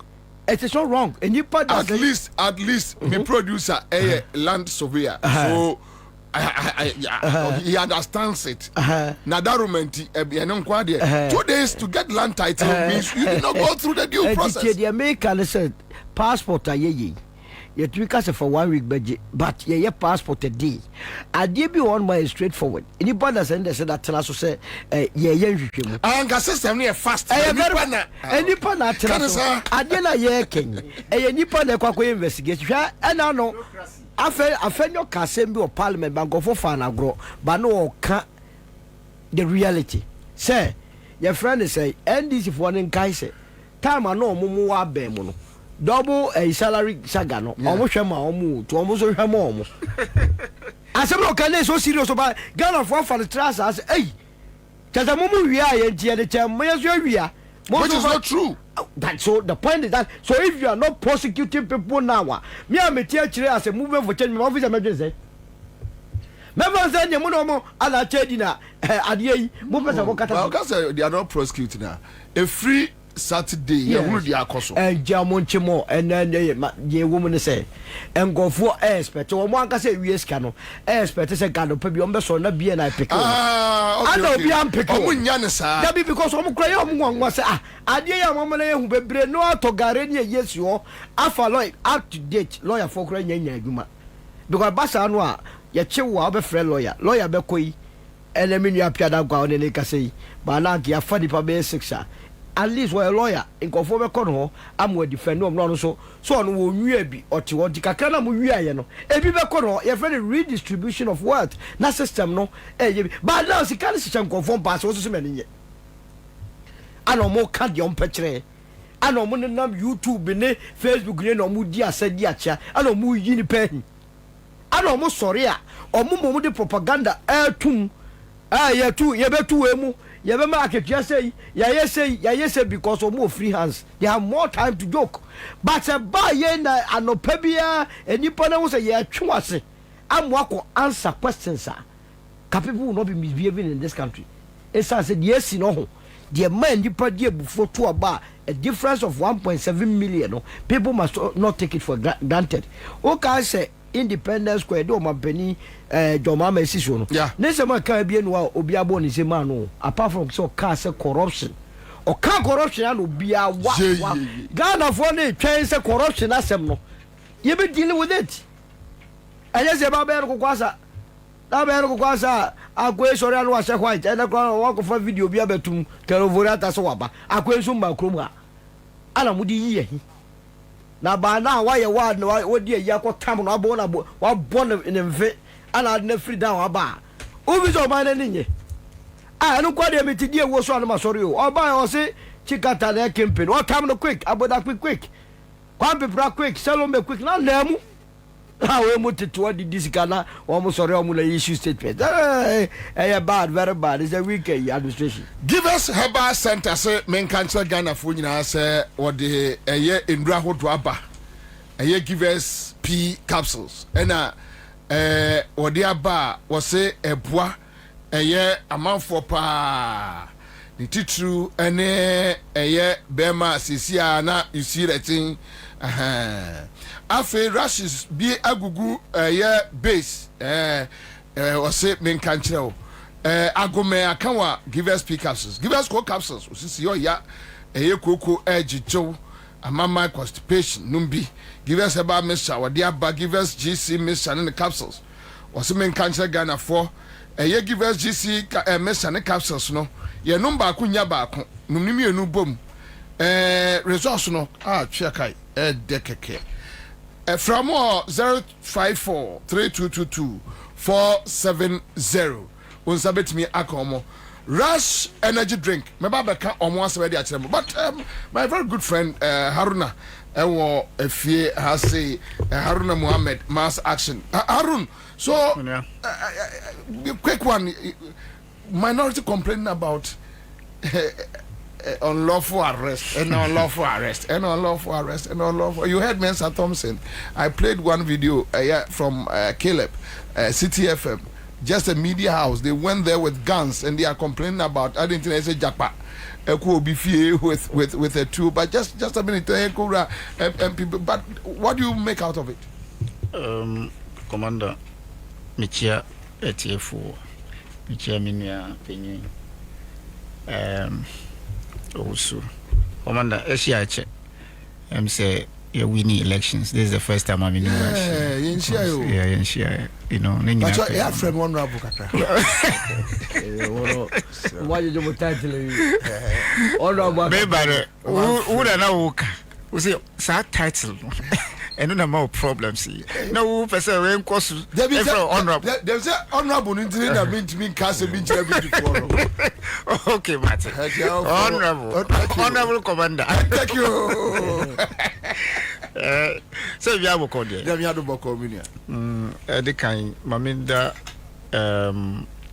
ETF was say this platform a platform a month for a 30 pa. Thank you. Na omuji edin so and it appears say near yebeka bia no amanfo ediso yakun ekukase pa in 2024 say aban ya nde omosu say there is persecution in the country no say omo a omotie yen can Google in 2019, 2020, 21. The number of persecutions under MPP government will prevail to you, sir. NDC, omo shasiye na omo be shasiye so a omo shene ntam so that yebehu anokra na edem. Yeti ha na yeti nia na ekoso in the past. Ena nso na yeka de bia say it appears yet we didn't have senior citizens anymore under NPP. Omo na yenya eto modern senior citizens. Na omo no acclaim as senior members or senior citizens in this country under Akufo-Addo. No omo nyina ka shetem. Yenim ne entra.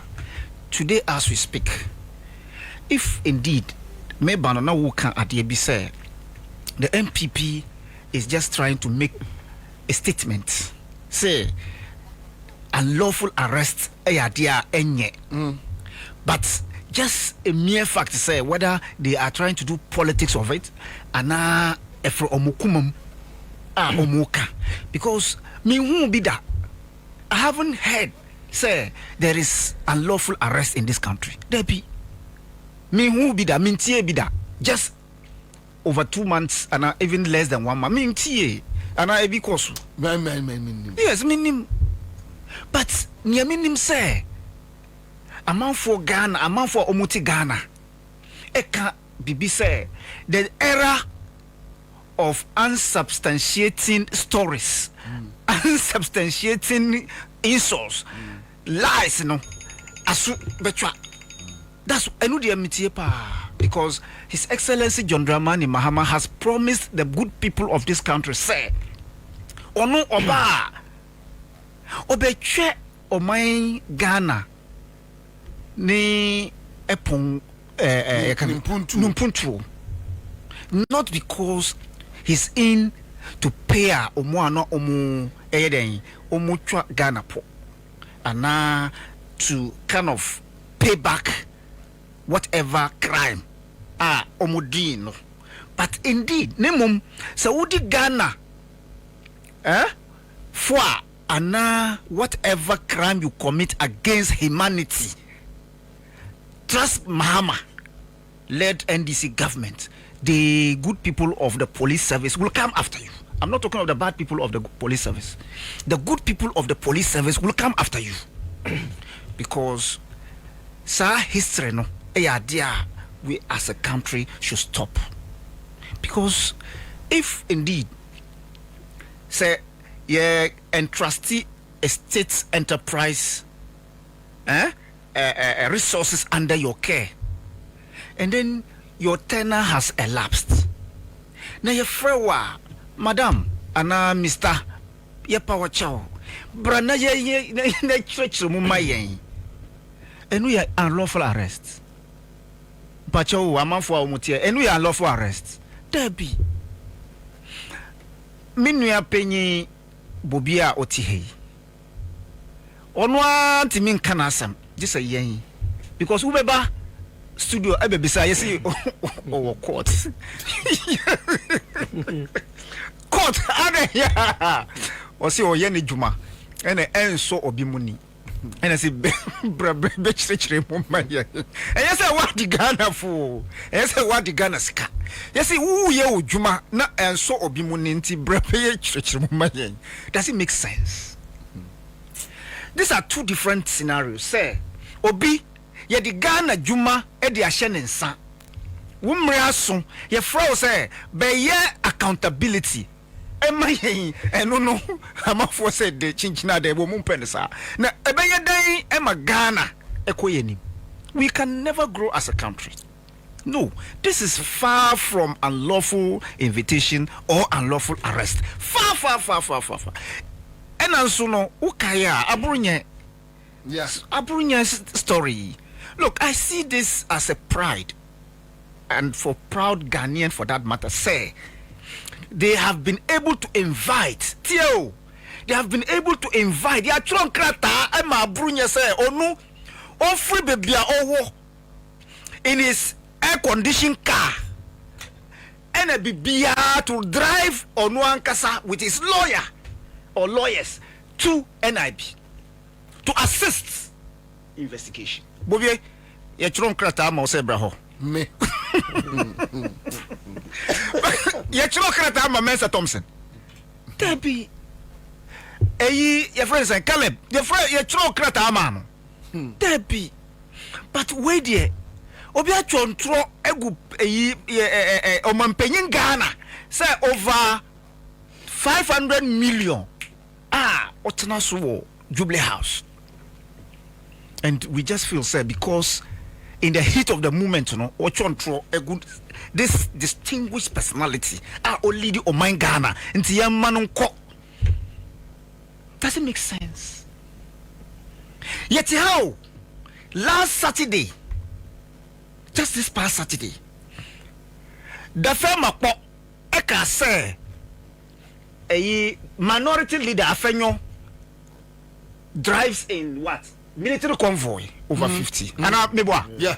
Also Afenyo good. Afenyo Markins Efra TV station. TV3. I say near Okayo no ontwi say enye sa okokot. Eno de oye nipa Muhammad de onye nipa oye teni. Look, it doesn't make sense. Yeah, honorable. Honorable Kafara.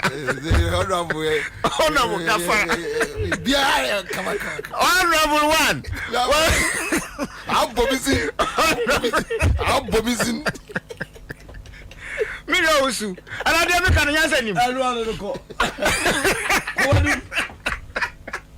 Mintiasio. Kajatum. Mintiasia. Yes, he's common riding. Abra Martin Pebu. I invite you on a debate. Say, or see a yantua or no, or bet me a proven wrong.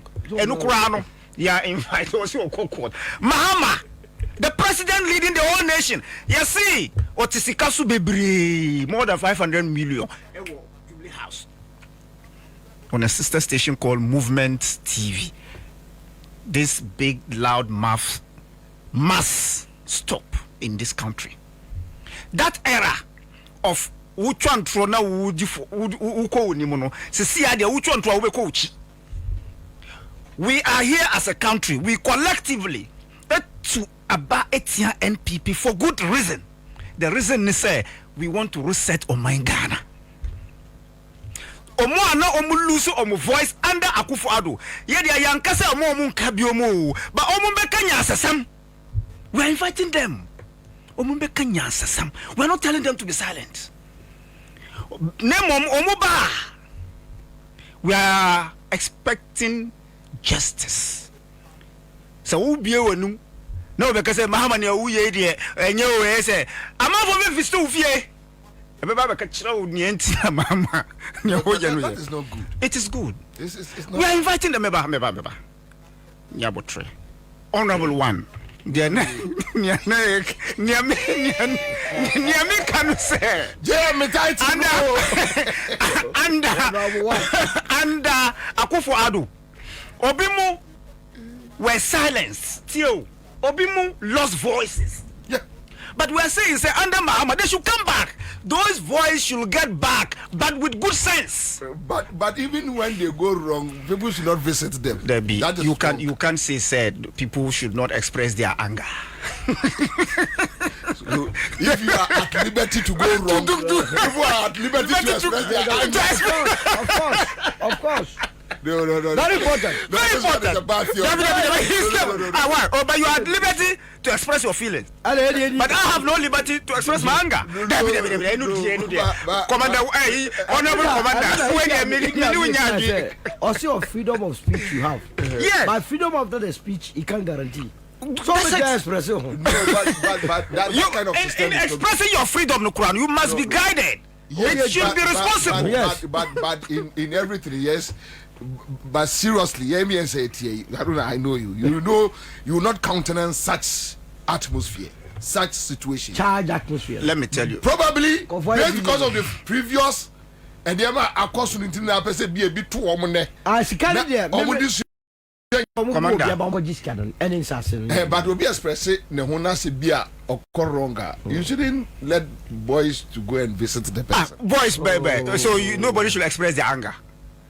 Now nobody. Who are expressing me fear? It can be expressed at any point in any way. So Commander, imagine if you go to the history of unlawful arrest, Nana Akufo-Addo government tops the history of this country. Terrible. Unlawful. Who can I catch you say Jai because you are buying a wasso or mine mine.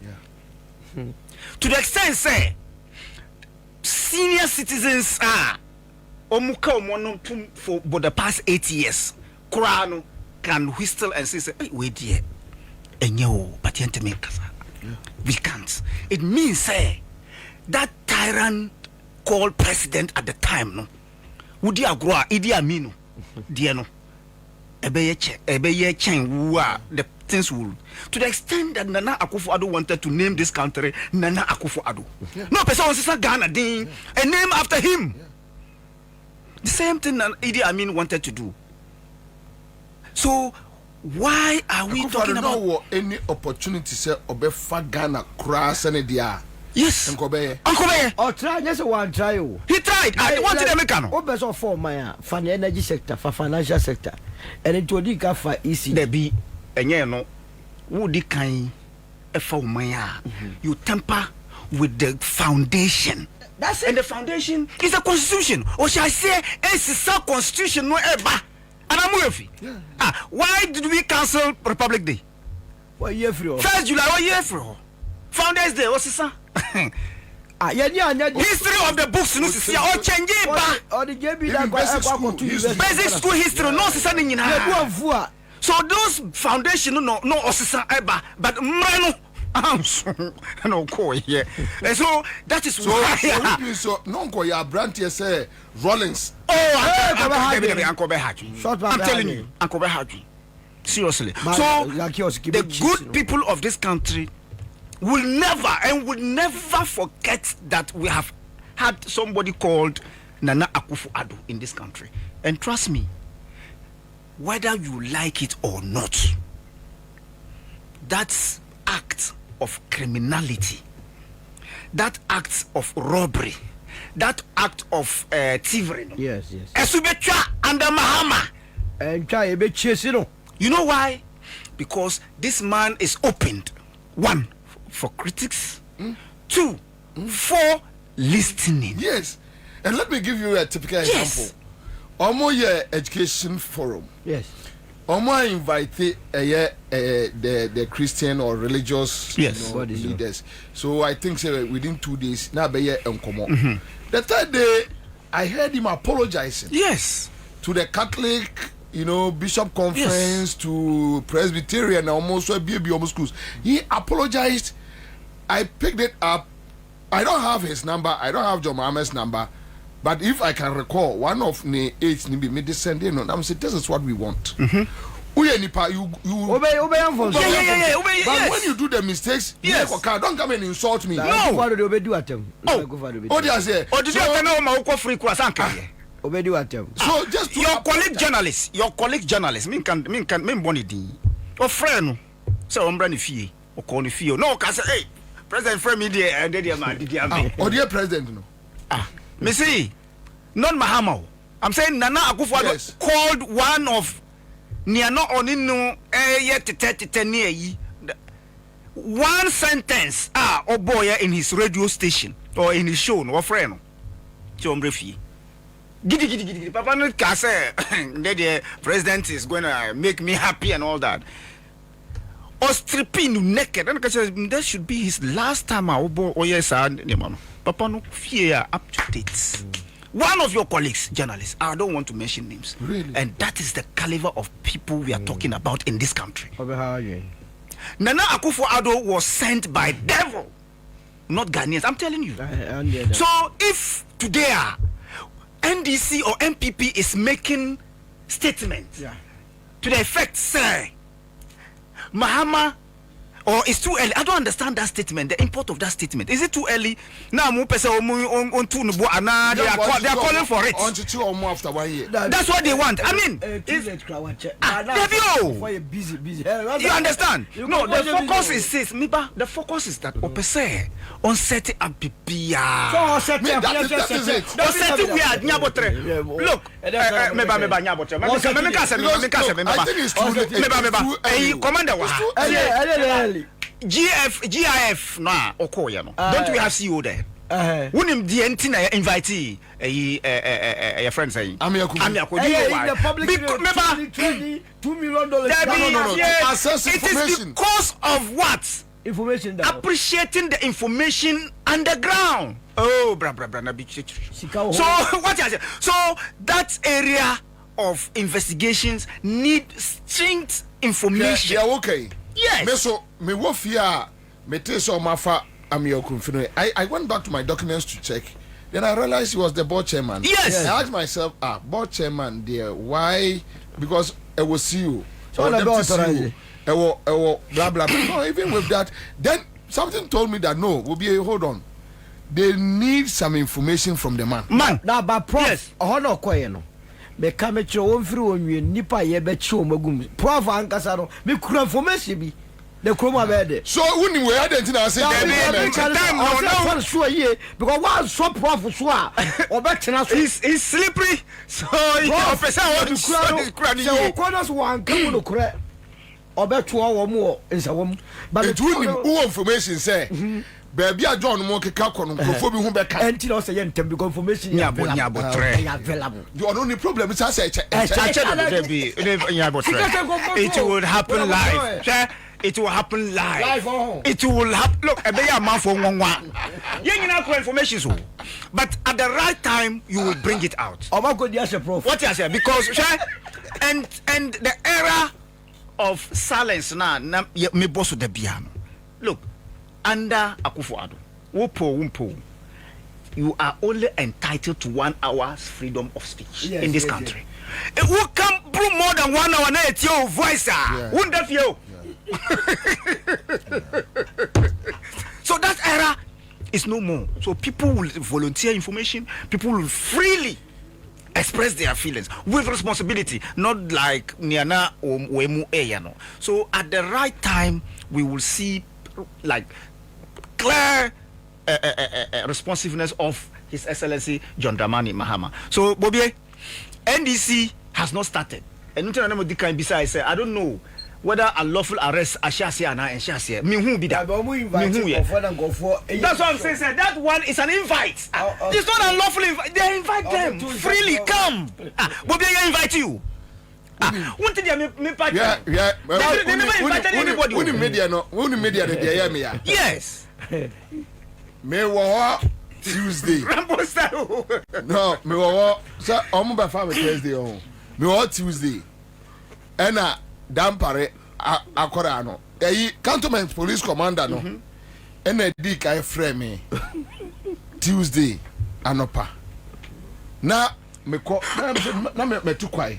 No frame me say omo hia me Cantonment Police Station. Na me so me tu kwai na me nam kwa mu a me ba.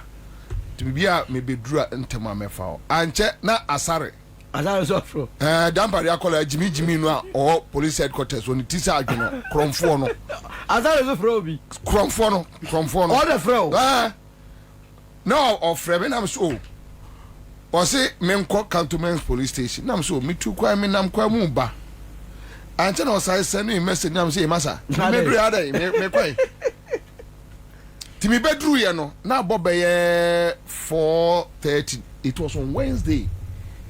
Na bobe 4:30 to 5. Na me free police commander no say ma bedru. Timi mra na no ade asa. Inti mentwen ochina na maba. That is Thursday. And I'm so okay. Thursday awia na me be adwuma. And na me free commander no. And also omo a court or something. Into Friday, but I'm saying no more catch and say, "Oh, my member Friday, no the mat to Monday." And also mention I'm say okay.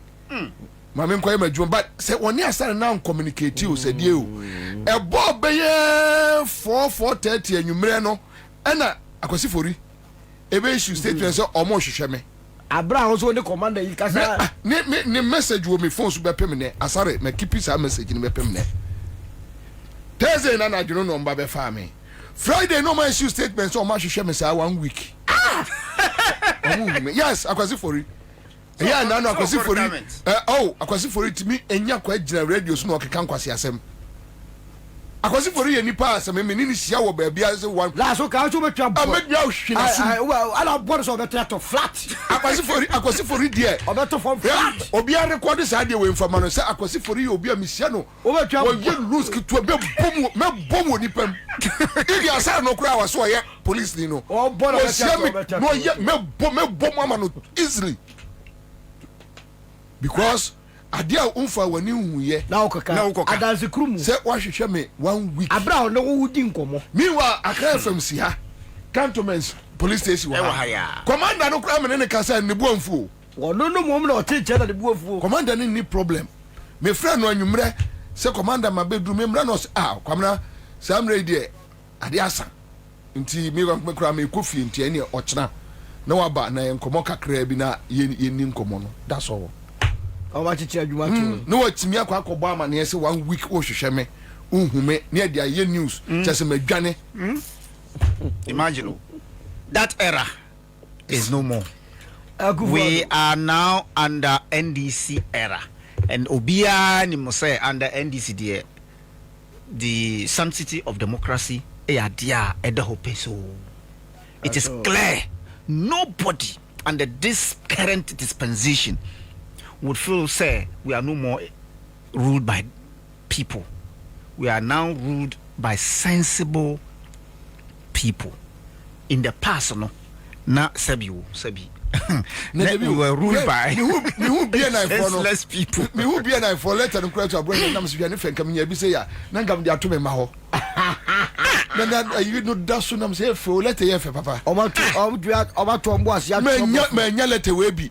I saw no man to me. What do you say about Boabu? Jackpa, now come. This is one person. Okuntia Chrono in this country, and me Bonabaso for one thing. What I'm say, baby, omo discover gold that containers. It's just behind my house. Oh, yes, behind my house. And you say, I see. Yes, it's just behind my house. And I never knew near Ekosu. Me nimni Ekosu. So for such person, within this short period of time, to uncover this huge crime, that's a Ghanaian saying Bonapaso. And seriously speaking, this man acts based on what? Information. Nasa Yasumano, as National Security Coordinator, for example, Obo Rofi, unlawful. It's not unlawful. Ya RSOB. Ya be so why are you making it so kuntan obi obi almost say UTV for kansem efa kufa don no mo ntiase akwa no friends MPP ni boy na ade ndi amasama yo se dey o mo guy bi amasama o mo microphone bi o di UTV so busy or so be on guy am ko di makai yes mina omuni yi na omuhwehwe A+. Yes, yes. Imagine so enu de enye news. Debbie It shouldn't be news. Why? So this country is governed by laws. Yema the law enforcers no omu make sure say obia owie Ghana's ka obia ojifono the law should take its course. To hell with whatever minority will say. Micro minority, not even minority, macro minority no. Ni omu beka bia no. Ghanaians will not listen. Ghanaians' interests. If indeed say omu wieska and a John Mahama led administration and ye be bia mfa trust me, Ghanaians will vote NDC out. So we are all waiting to see her. Gone are the days in 2008, Tazan mu time. This time will never be like that. All of us, any information you have about me Owusu, Honorable One Commander. Commander One. Honorable. Whatever information you have, pass it through and we shall deliver it. Thank you. In today's omo ya che jameno me ba ko petro me ho so da. Where the honorable? When we send your police in your draw, Imbusaba Mesa Amama Huaden. Refuse to grow any offense back. And what day immune system or Yankopon, and you're ready for Musa Moya Hubano, and Nasa Wunum Imbusaba Mesa, a Peja immune system Nabribia, Yarientimu. So say, dear, a month for the one, the Imbusaba Mesa, Dodua dance yes, and Yarwa Nipa and Nina Etimi Banaso, and in Yarwa Cassian Kaya Wutini D and a honka. Now Yamwa suing no, a boy who buy every home. And now Ompa, Omwanya one dada, no monum doctor and Rono, and num Imbusaba Mesanoa, and Momo who are deep in tea. Ya Omuntim Pose, Yaria Esomo, Imbusaba Mesa, and walk Kansi, and you are may move Bia Yato in row, at to 0246 208496. FDA, Ashisha said, Jadian Kratui, what Jatumu say, upgrades are nice, but stepping up is woohoo! Because when you upgrade with GoTV, we'll step you up to the next package. Upgrade today to get more than more with Step Up, where if you're on GoTV Plus and upgrade to GoTV Max, you'll get even more with GoTV Super. Get big value, get big entertainment, get stepped up to even more with GoTV. Upgrade today on the My GoTV app or visit GoTVAfrica.com. Terms and conditions apply. Offer ends 31 March 2025. Give us P capsules. A memedry. Manum biya benmua. Kani metutu ya na minkuma bua sese die. Betu esa kum menia G. Give us P capsules. Give it to me, baby. Give us core capsules onzo. E man meme nyina akoko yade. Sisi yade amamanya yem timotete womono. Yedru no. Manum bi amama de me ho. Give us core capsules. Mrs. Moye ding. Give us core capsules. I give it to you, baby. You give it to me. Oh yeah. Hey, give us in row. A man nijia bebusiemu papa. Na bemaka give us P capsules. And ni give us core capsules bomunom dia. Na enijia ni ahwadeno. Wabrudo.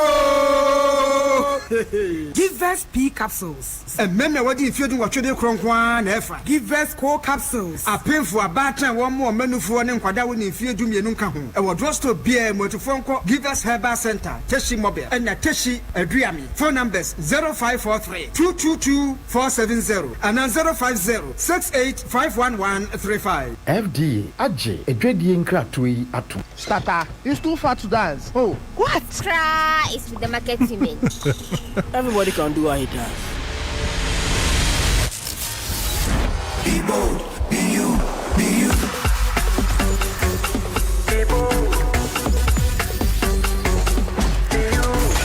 Charlie, be bold.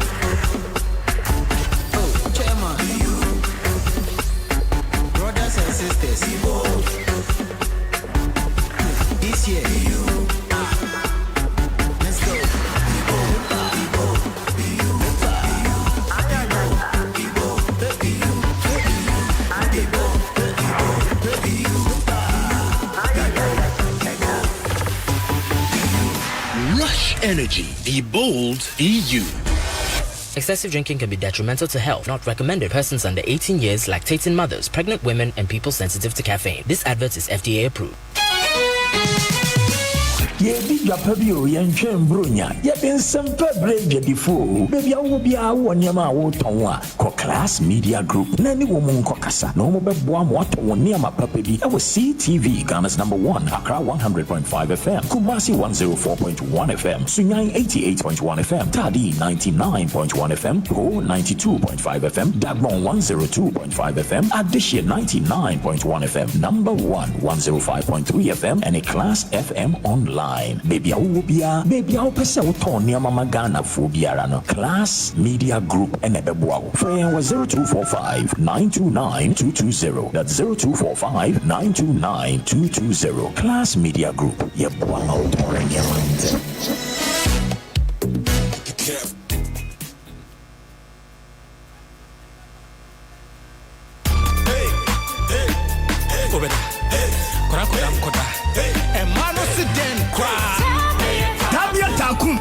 Remember you don't know. I mean, one day, and I am Memedro, and you think a band may be here, you know, and to four any out of four, and you'll be a petty to Tombia, and chemical shops, pharmaceuticals, and they have bar shops beer. I was gonna handle beer, and I said, Fraying, I was 0243 686861, and I 0245 749206. Sankatwe, FDA for Jatu, Kaise, Tabia Takumia, Bembia Takum.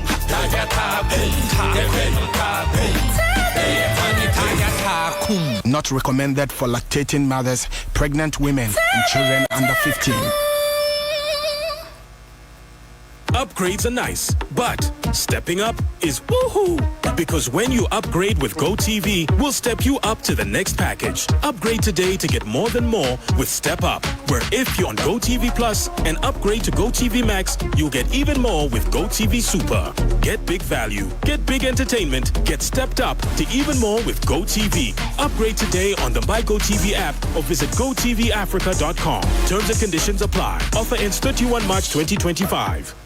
Hey, say the Mako who Greenfield Scientific Herbal Clinic no. Me who credit me. Say enunti no manya award wa. Eya word best. Obian transe Emma Dompem ya de ka say anase me boya de enkan to dem bio. Greenfield Scientific Herbal Clinic. Esa nyarwan te say ne ekuro etu no. Ne enkan ewo nanum. Oba na be mo pa wo. Ene enyarwan kaye. Nansi ma me ka say ene spinal cord ho ekaye no. Greenfield adarumenti ene wasa so le gina na so epiem. Greenfield Scientific Herbal Clinic. Our ultra modern laboratory and a diagnostic machine, sir. I should show the Pebiani Muankasa. Greenfield Scientific Herbal Clinic. Our Nungwa Dogon, Estate Junction, last stop. Frewa 0243 983 906 and 0261 651 898. Greenfield. God is our healer. Greenfield. Your last stop. I believe. Yedi Japabio, Yanchem Brunya, Yabin Semper Breja before, baby, I will be our one yama wotonwa, Class Media Group, Nanny Woman Kokasa, no more Buam water one near my puppy, our CTV, Ghana's #1, Accra 100.5 FM, Kumasi 104.1 FM, Sunyang 88.1 FM, Tadi 99.1 FM, Ho 92.5 FM, Dagbon 102.5 FM, Addition 99.1 FM, #1 105.3 FM, and a Class FM online. Baby, I will be a baby. I'll pass out on near Mama Ghana for Biarano Class Media Group and Ebebuao. Phone was 0245 929 220. That's 0245 929 220. Class Media Group. Yebuao Torin Yamante.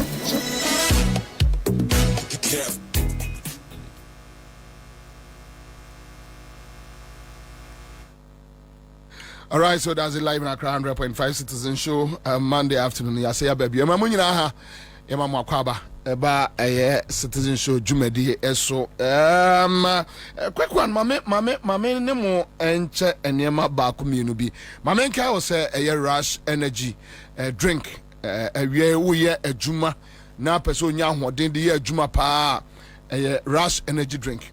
You know, ena say wonom mo ye sports mo nu aduane mo ye adwuma ho anu abre na so aye bo even wo office credit me wo wa na so abre bi sa wonya Rush Energy drink ba ku bi mo aye nwuna obagu minimu kama akoyo wo se esima na afedi ho asisi wo so ahoden aba wonu wate asi a wo ye adwuma gidigidi yenom Rush Energy drink FDA omo astapeso ajiatum top choco say yeka top choco na yeka top choco chocolate spread ya enkoda Ghana fo enkoda ajiatum wahu brode uwam dia fam koda na ekostu anopa ne de enkoda na pepa wa manu an ni abre top choco 3-in-1 chocolate drink ya odi abano so 3-in-1 o say eye miloi ene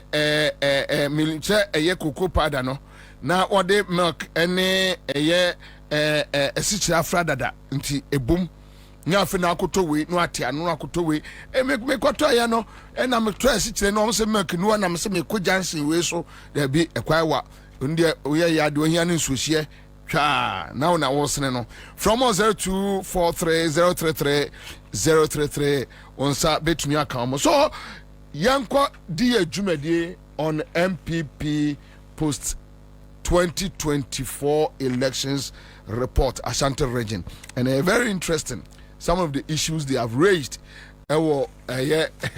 document and also mpacho fetire no to mame osha document no omasem nyina no esima omasema omo kanyina ne se Kufuado ena egu party no Ghana no Kufuado ye ni emu egu party no huni ni peka se na se nyansa wo fomo ya na ya pa Ghana no de oye ni ye party ni de wagu no Kennedy Japan so je ne de ewo document no mu na interestingly no there is this fight between the Baumia side and the Kennedy side, and me pese ekwohwe video we edeba very interesting, the kind of insults on accounts and nothness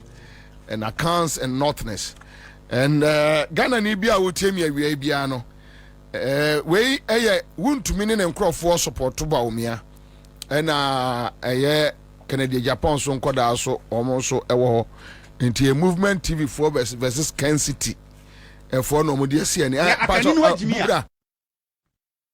wa jimia ni akofa se wa yakani nti obedi MPP ani yesi edi ajimi for na ye party ye di nyansa for na ye party so movement for na say omani abrea they should come with international exercise. Let's meet them. Flight my that would host to. They should bring Maumia, we should bring Kennedy. Let's sit down. Then constructive analysis. And we tell them the reason why Kenya come to the poll should be the flag of the new patriotic party. Na akani no jimia. Akani wa jimia. Ni akofa se wa yakani nti obedi MPP ani yesi edi ajimi for na ye party. Ye di nyansa for na ye party. So movement for say omani abrea they should come with international exercise. Let's meet them. Flight my that would host to. They should bring Maumia, we should bring Kennedy. Let's sit down. Then constructive analysis. And we tell them the reason why Kenya come to the poll should be the flag of the new patriotic party. Everybody say me. These are not infantiles in politics. I hear say radio journalism. These are not young people. When you're able to descend so low into the gutters and use this uncultured sentence, this uncultured word, this uncivilized words. Obi papa, obi kunu, a man who is a breadwinner of his family, a man who works a man for being over 7,000 Ghanaians a year. More kasa as more papa na biegma. More papa na biegma. As you come to some more kasano. Papa na edika biegu. Ah, that's easy. Me say, no, when a man form of Indian church, some go forward. Kennedy Compton Kodapon has fed them before. Whether we like it or not, Kennedy feed you more. I came to meet that said that I chef. The other tone, maybe a keynote, my friend of her. But there are some words me are not going to use. Because oh God done, oh bar or man you will car about man film. Ah, of a quachi mouse, why later was a sound car. That's easy. Of a quachi employee. A Kennedy Japan. So where is this coming from? Not because of politics. Then if you are choosing your words, you don't choose your words carefully. Put me the two people parking, bear my wife for, or be a share for. You use a certain word. Say, and a stupid account. I said, I can't say. And so we should pass one into the gutters and say, you want for a stupid nodner to be where you are you going to be? A useless nodner. No, why? Na akani no jimia. Akani wa jimia. Ni akofa se wa yakani nti obedi MPP ani. Yesi edi ajimi for na ye party. Ye di nyansa for na ye party. So movement for say, omani abrea, they should come with international exercise. Let's meet them. Flight my that would host to. They should bring Maumia, we should bring Kennedy. Let's sit down. Then constructive analysis. Minia na mema Minia Haruna so akwa but so one Ashanti region report ni bi. Yes me. What can kai be it will say every week you be breaking down, but it should be a time. I want to give you because what can kai there is no need for me to go back. Yes. I know where you want to choose. It will say first of all, me face a report to Omanko interview be almost share them no more Professor Smart. Sapo mo trekking be an omayan. There is nothing. Oh, me na catch you. Now I'll prove to you why. If you also page 5 of the report now. Okachi also interviewed 2,559 respondents. Yeah. Go to page 10. Oko page 10 as well. Osakachi also interviewed 2,565. So which is which? Patch up review. Also. Oko page 5. Report no mo train you almost say omo interview nipa 2,559. No interview more. The same report now Oko page 10 was also catch us omo interview 2,565. So which is which? Maybe a dependent contest in what contest? Also questionnaire no. Omo administer manipa 2,559. Under the executive summary. Omo free on no call page 10. Omo church no. Omo interview nipa 2,565. The whole report omo we election omo start so we committees na be catch go for say. Committee no omo yi no na Akufo-Addo branch anomo yi. all that they were going to do, they say, I'm the blame, no, air command and Nekufado. No, they are marking the Japan. No, they are a normal whitewash Baumia. Send a bay, I bema Baumia, Quaya Manasaba Bede, other contest, and then I report Neka. All transits from party officials, they are no mocha. Obviously, Japan, and numerous of a party for so would be a Jimmy Fadintino, and no counter party Lucy. I almost said Napo, so my make a picture some person we in the first running meet. Because our conclusion is I've been in more. John Besse or Mufako Bia, so tea born upon Sudi. Really? Sir, the Casa by heart or Kaka, dear Kafa Kwame Kromaho, and it Sanyo Mano. Would to me, a mobile or wound to me home by attacking in terms of coach good, you know. Name of none and what it was Swenny. We had the Piatro. What's good, but none of what they bought a Swenny. And you what? Young Pewas away a best clear free mono. Near Dudin, I day, Adam. Almost also quiet about me and no moon one or more Sakachro say. A son sent go for fees about me, a Kufuad will be a shady botomutini and to Abaman. Now come be almost a can't factor to cry over Serra to me with your yo. Oh, no more man saying, I say, that be it was a smart move. Say, Omofa non la can. Name Utumfua no de no go to my for so buffy where your reporter you draw sense who am droga na make catch your hair o call timelines of some the interview na committee I'm so much in 14 December 2024 meanwhile so let's say after a week now the elections now omotie no man ya aduma bia o sa interview am make also mo between 19th of January to 25th or so. I don't almost obey the report in a way. The guy does not report to the other. And somewhere, Mukika, woman in eye, and somewhere. A year and Musem. The real issue of Momulusua Bano, oh my God, you're free home. A good word, the Bonio Dio party in Munino. Now, one or they benefiting. I about me. In fact, at one point, some Gobusa almost lose primaries MPs, no. The ability of board kind of say the way a manner almost kill primaries in favor of Baumiano and also Cajon. That must be the real reason. Party are what Chimu go for, sir, and the Aquacoma Baumia was a Baumia or a Krongo. How can that be? Now, where the Asorian who now same one because man of them. The two program. What I was said the tension between Baumia fashion and Kennedy. Say me who you, sir. Hey, we are getting no. Where too many way. Now wait 2 minutes, 2 weeks to the election. Alan Kasembi, that kind of office Odiagro, or say NPP a declining party. I am prophesizing to you, NPP. About to say brass band, to say CPP. Take it from me. What did he? Quote me and that's it. And then the 24th of February 2025. Exactly 2 years, sir. Your friend is say Russia invaded Ukraine and I'm making a statement. Sir, NPP, yes, CPP. And you know why? It's very simple. Say I want a rally party around. Why party will be a what just also say may start your party? There is nobody. But Baumia what that crown am Harvard or how was digitalization? What can digitalization for national service? Wama was your metric app, yet been 20 penny bingo and also nobody did ourselves. Also nobody did ourselves. Anything Baumia want to meet Dragana, what would Johnny? Kennedy Quam for Andre Yao Fetch or Quail Lecture Busunyani, Quadia Quasi. We drew a number of Yafo La Trafa, we are Tiafa, the parties in shambles. Oh, bien one and one Yamua, and you part the crazy about Benya, GDB. But Chairman Sabus say was soon. Na Chairman's are crowd, you are no also bitches, because only the cost statistics are tribalism. Tribal politics now, about NPP. I know that Gaka said your friend say it is time for an ordinary to lead the MPP. Refi. Abra time on the majority leader position na no hold you know na obie no ye no na kana wa hold that and no the word me who say what or cast hold ye yen change no ti omso mbe chesi na anya no tiro gu swami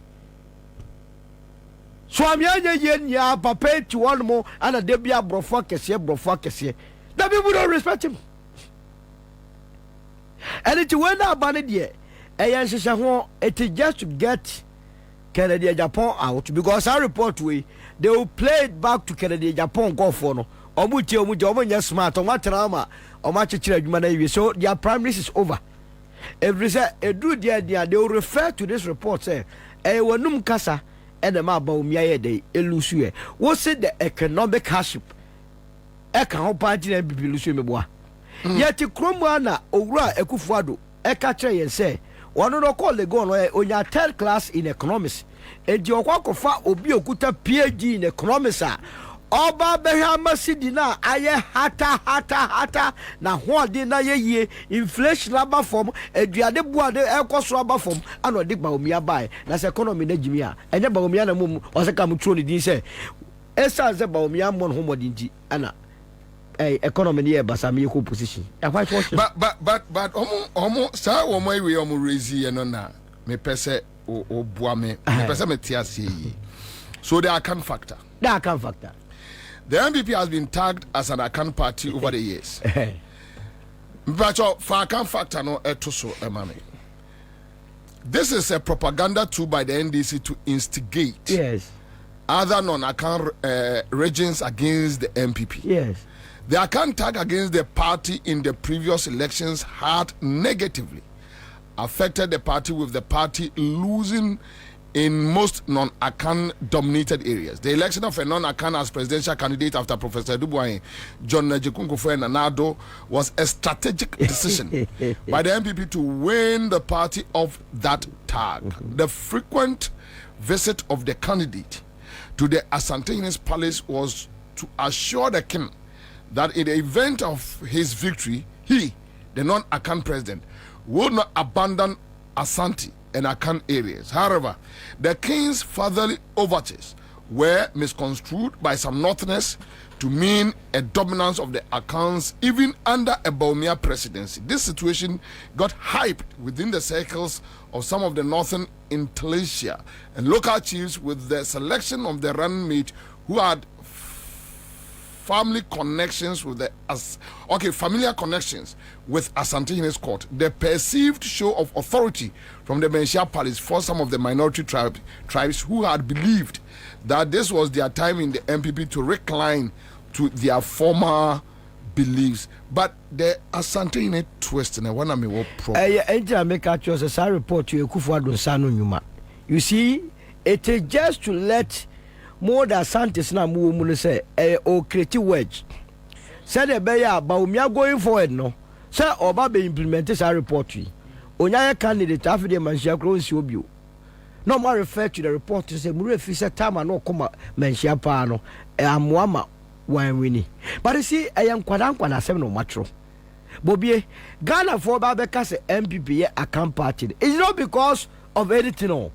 Because of that I can afford to Obama MPP.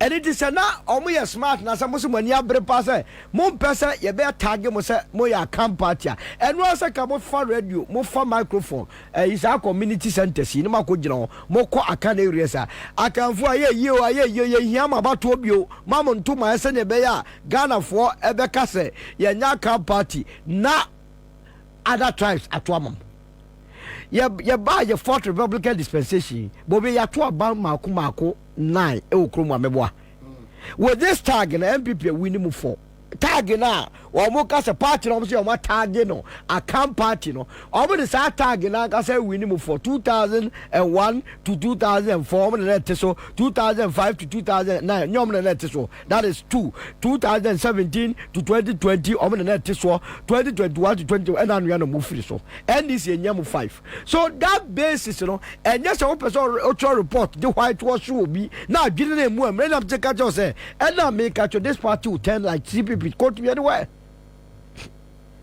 because the Caribbean why the attack on Otumfo that be I make catch Kufuado at work. They must find every ways and means to eliminate the Asante faction even in opposition.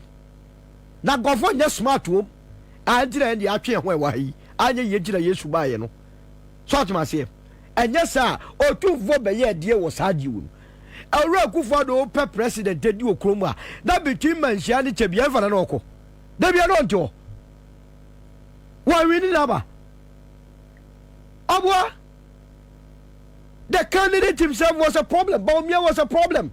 He was not fit to be there. He cannot win you elections. You knew it. And Obezo whitewashing media hallelujah because 2028 dem here ngwa and when here na kokromote as why adwuma Ghana for so ready so me omo be koso aye de omo ye no sa na besie because the economic reality has to now so jaye no in 2028 wo busa ho say e dey record MPP begina so e dey abeka so omo ba be Ghana so they will have to refer back to their records in government Potoya at a point now inflation 54.2 yi na 54.2 no economic head of economic management team oroba umia na da no enti omo wey it was just to whitewash Baumia. It was just to say the next campaign oba on for two vonia santimanya she no master that could hide behind sa report we na at appropriate time no Kennedy didn't go for material damn moment politics na say all the sa report we ever finish from if they are smart enough they must begin to rubbish this report. Call them out now mo catch up say smart some more tricks in be no buy or master them no matter. So which means candidate be the number bo tunfo bia yen to abama. That be yen to abama no. O ma finish o tunfo kra. Ana be extension asantifo no ma finish o mo. So which means the next MPP leadership should draw themselves back from their asante. Also o mo ntwe mo firo because o do ho be o tunfo a esremfo hemfo. Sremi ohiri be na osremu a wo hu se obi ko tunfo ho a. So this means na be ka cho Nana Akufo-Addo nsa no nwuma no mo de amamo no. Mo so oteta no he a kokora bone papa he report to the MPP na we wo metete ho we why na wo committee ne so a onye protege of Akufo-Addo ene ba omia why na also because all the issue no problem no blame no come the delegate system. So delegate system here, it has been there since 2000 and one of them go win election.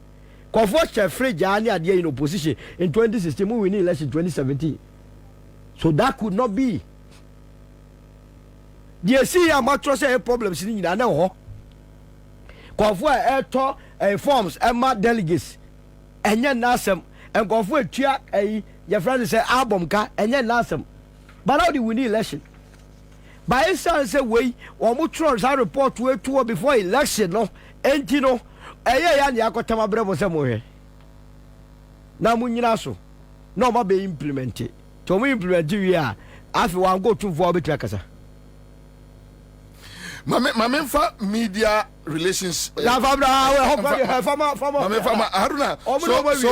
So in their report, media relations. There was virtual media blackout against the party and nothing meaningful was done about that.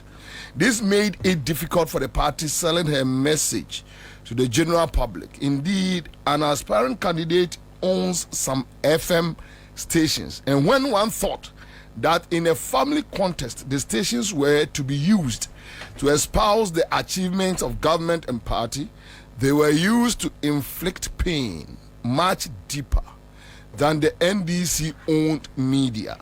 MPP must revisit their relationship with the media. It is not only about establishing more party-friendly media stations, but how to build good and symbiotic relationship with the well-established media houses. As honorable or as Bobianza? As Bobianza. No. As honorable. On my Ghana here, a responsible opposition. Yeah. On my Ghana, Ejiatum say ye pay and I running multi-party democracy. Nti it will not make sense say you're running one state's party. Yes, answer near SCA in the 70s and 80s no ebesaba kabina min kabum emamua yeji no endorsed what I just said, say multi-party democracy. And untina jinmensa betimima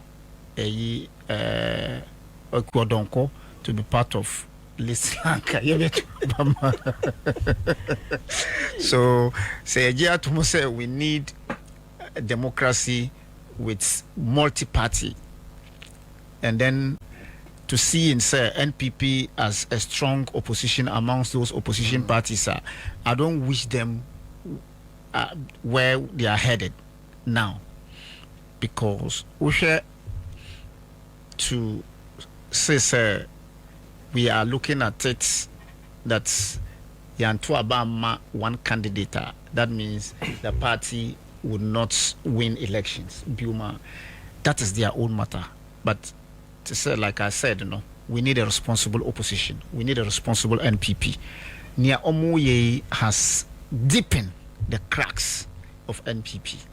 Na minia also can say Omo year it will turn into a brass band or a pressure group. Which nah, I disagree. No, you would not relate unya sa uninya dream in a sense. At this point, there's no way a political party would have its issues addressed. Abra Omo in this kind of pain. Bear in mind, near Omo Kai, they are not the only people who have that wisdom of issues with regards to how Nana Akufo-Addo erani this economy.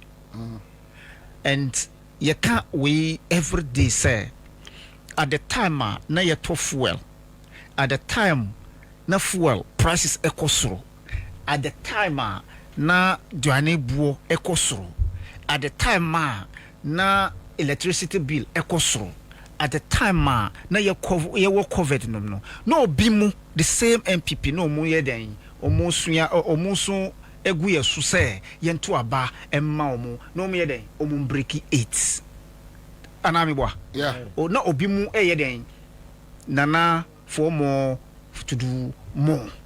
So today as we speak, the man has made it categorically clear to all of us, Abra, His Excellency former President Jerry John Rawlings, when he was doing the useful age system at time, na amount for Eka said, the student you say, JJ, do something before you die.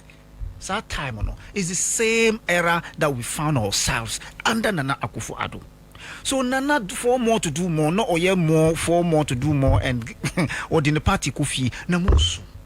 When you were chanting for more to do more, Abra na yen nyansefo to say honorable Bobiansa nyansani to say honorable next time na yen nisika ye beto etimi fuel eba studio e kanyasa sam echremo Satam na ni sasika no na moam na muwo part aban no na munka niamu kan. You were not able. Why? What has changed? Have you returned a membership card and sana mutimika nemoyi ana you are still a member? They are still members. I don't understand. They are still members. So that's hypocrisy. Na baby I winning baby I'm wrong. Sir, Baumia kwa campaigner. District capitals na Hongkong wujina. Yes. But Santa no must Baumia energy change. Mahama. No, say Baumia has visited every constituency more than Mahama. And no, na Pau. But Anna Mikachro must say, look, you don't need a good job doesn't need signboard. Anamiwa, a good job doesn't need. No, Papa, I could not say I had an advert there. My people go by. People go by. What is it? So sometimes you can visit. That's why you see Sabo before. The one for where? Where go get the Sabo? Kota. But who go When you are crying to us, a bomb bench. So at the time, Bawumia was busy marketing himself. Na a month for Omukuse Kuseninashi Omutrimu. Because they knew the pain I know go through. And that is what these people have just exhibited. The walls of NPP would deepen. But trust me, they will never turn into a brass band, and neither will they turn into a pressure group. But they will be in opposition for more than ever. That's a brass band. What brass band? Nobody will invite them to come and play. No, but so you see, Ghana, what I am saying Ghana is political dynamics no really you. Okay. Look, it can turn. Look, Mami Kasam, let me tell you something. Look, Honorable Bobby, Mami Kayo, before you be tuaba, what can say na analysis of dynamics of elections in this country? What can you be saba? Mrenu Swan, we will bring you the dynamics because one, Mahama has come to do only 4 years. Obey 4 years. No, yeah. It has never happened in the history. A northerner leading a political party called NPP to a crucial election like 2024. It has never happened that a northerner leading NPP after 92 democracy. Nothing. So two northerners from the same geographical area. No more that ballot box. No, we were confronted with one truth, which was that the economy was hard. Therefore, we were confronted to make a choice whether to continue being in the hardship or to go for a relief. Yeah. But they were all northerners. Okay, so the dynamics can always change, but the truth will always stand. Truth stands. The truth is that whether Mahama has let us. Giving us a freedom, and then another party didn't give us what we needed. Therefore, we voted out. Mahama 4 years will tell what the dynamics will be after his 4 years tenure. But let me come back to a media relationship with NDC. If you look at the fight between NDC and NPP and what has happened, and people, media who have the freedom to report the truth of the matter are the minority. Anytime they will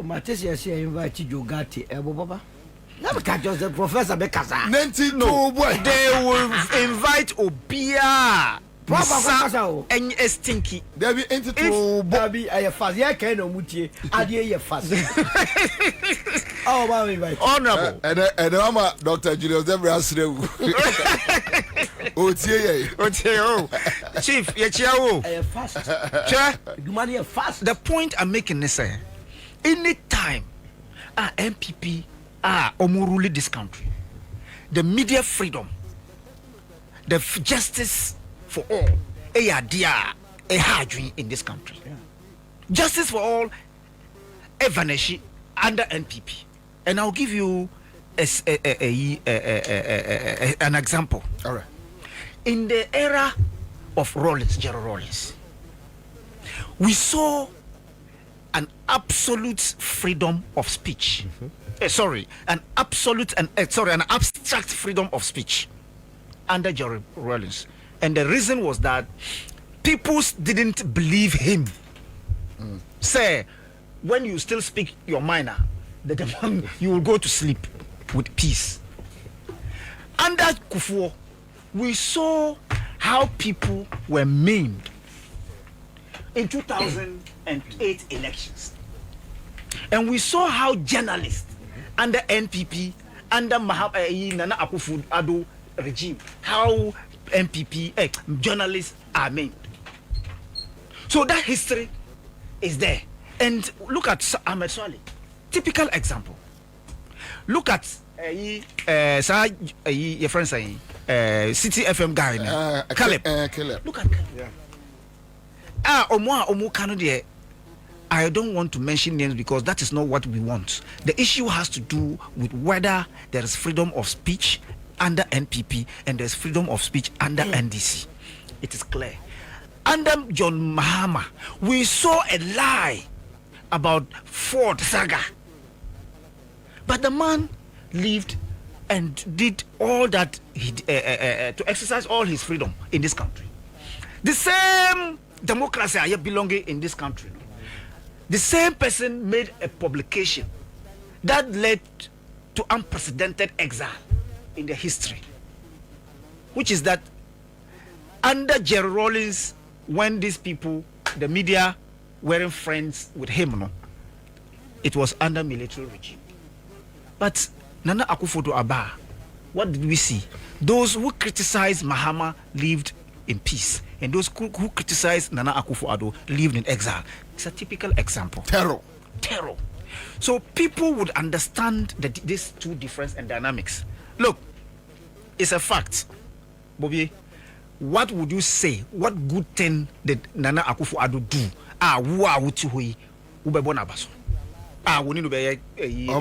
Almost drip. Under the same leadership of Nana Akufo-Addo, journalists were not able to say near ekosi eyadia enye. Under Nana Akufo-Addo, they were there singing praise to the extent say the communication front of the NPP had to change for good communication. Now, those days under Nana Akufo-Addo, if you were not in the good books of Gabi, winya any publication, or you would not be given the opportunity to go and speak. Yeah. If you are not in the good books of, and that is the good books is that me and then you are not allowed to come to media and express whatever, or propagate the ideals of the party. So Emma Obia in whatever they were doing. Sure.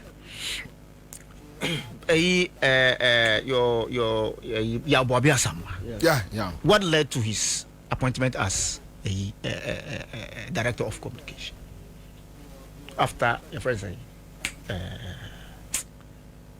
former SCC Akumia. All of these people, when Akumia was the director of communication, you could tell, said this man, even though not Ochontro, but he was professional. The same way sometimes when he was not too forthcoming and being independent minded, unity. And your friends say Ahiagba leadership is the worst leadership. Only voters ID cards. Ahiagba leadership as communication. No, be a director of communication or report to Miracle Sabwaji. So if you look at the relationship and under this rating a year about media, where we were as Ghana, we were 20 media freedom, yes, the expression and all that, and it has happened severally to the extent that the GJA president organized a program. Nana Akufo-Addo ekotena hono oka asam about media freedom. Now you could see his facial expression, and all of this na omoye is a manifestation of what position they got in 2024 election. That's the manifestation. The Media Foundation for West Africa, the BIA report Nana Eba about hate speech, about issues concerning democracy. Na Efro Omo, you would have a regional chairman. Television so say not even to talk about Niamuye, but to be attacking opposition leader, attacking opposition to say opposition is in government. I couldn't relate. The same Bunu regional chairman invited us to see and there was nothing about communication concerning Niana Ekosu under NPP, but Niano can intro the no mudi amount for time. So I'm not surprised that this particular report is talking about how divisive, deep cracks are in the party. So it is a confirmation to many people who have or who holds those same views like Ousu can say they will rot in opposition because that unity because I am of the view, I am of the view, say whatever come may, Bawumia should continue with the reason. What is the reason? The reason is that Asante Force a party in Yomudia, Nordness. They say Omusu party no. Now the MPP is for Nordness, and I wouldn't. Yeah. MPP is for Northern People's Party. Northern People's Party. MPP ni Asante for Nsemu. No mu MPP na Nordness na omuruli and this MPP. So if NLM, yes, NLM for the door. People pay allow you to Muslim Association. Formed NPP. So if today you feel say the only problem as I speak, and for me it is clear, say Nana Akufo-Addo doesn't want Bawumia. And there is the whole thing saying. Oh yeah. It is clear, and that is why I can support my own. Thank you.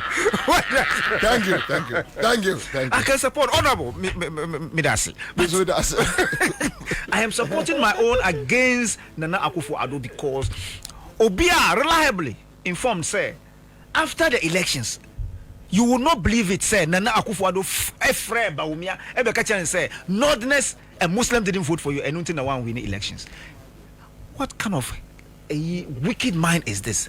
Wunim say Bonia Odi Ewo Kroma e koma uma amanfo efem enu kura no yanka ho asam. But because of that particular look, Duduona Eka say na Bawumia has inherited the sins of Nana Akufo-Addo. Enunti no odi, but na enye eno because the people of this country reasoned, and they reasoned wisely. And enunti na we have in the person of His Excellency John Dramani Mahama got that overwhelming endorsement.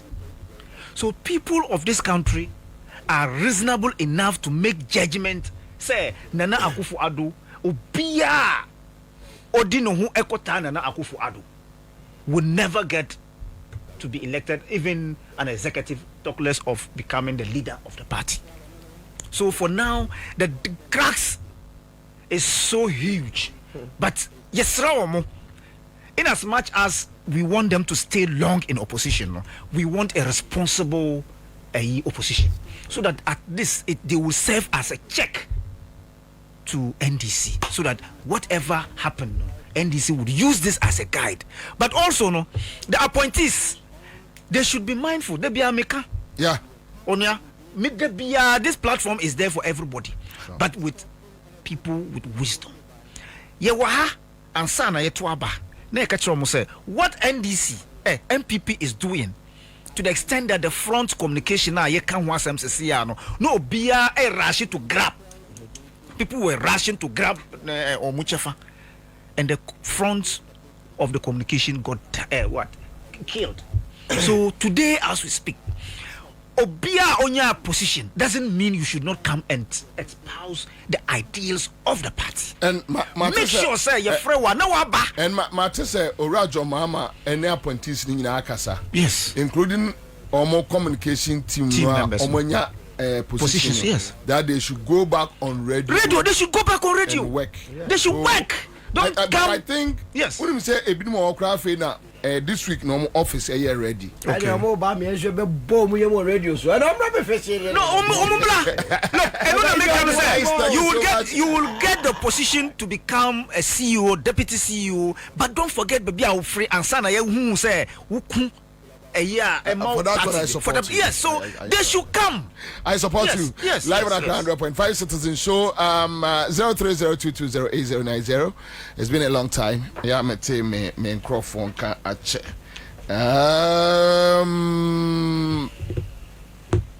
Mamenko fire callers kakra. Be ba community and sebi. Ya din komo bebre and yenko tiaman for so views kakra. Live at 100.5. Hello. Hello.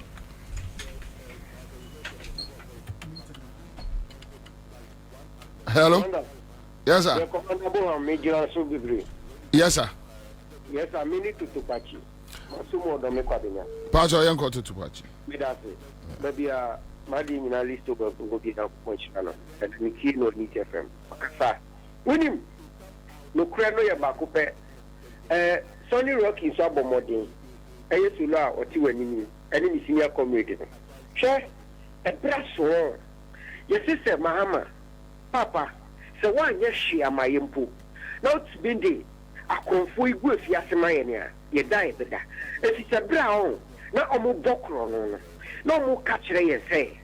Ye no na yen pegman, I see yen pebre diabo. The pacho, so bad, Domiqua Binya on. Not in Sawom to Cantamato. Not railway, not a year juma. Peter Amu, Yen Pierre Peter Amu, where you cannot get in that way, the commander Mamma will raise because yen to me no more refuse you the beer that which is a few my become. Peter Amu, you can't done a railway in that way. Ama Nadi Torfo, Nadi Mini Torfo, see, and Peter Amu worth Yasia. The Mahama, they are going to be one have the answer Ghana for any. Fast forward, Musha some more about the $1 million per constituency. But I don't make a binya. They should in future a kuni padasani, Yako and Pampo, and yet Yaboya Hobra. It is a John Dramani Mahama. Then they need ye. Omobaya said them senior comrade Kayano. Omo baby, no one no Casano, and they encourage some command to be very constructively. And yes, you may speak. You have the freedom to speak, but after the speech, you don't have that freedom. No, I disagree. You can't determine somebody's freedom. Thank you. All right, so Enko for another caller. Hello. Yes, sir. Commander. Pastor Yanko.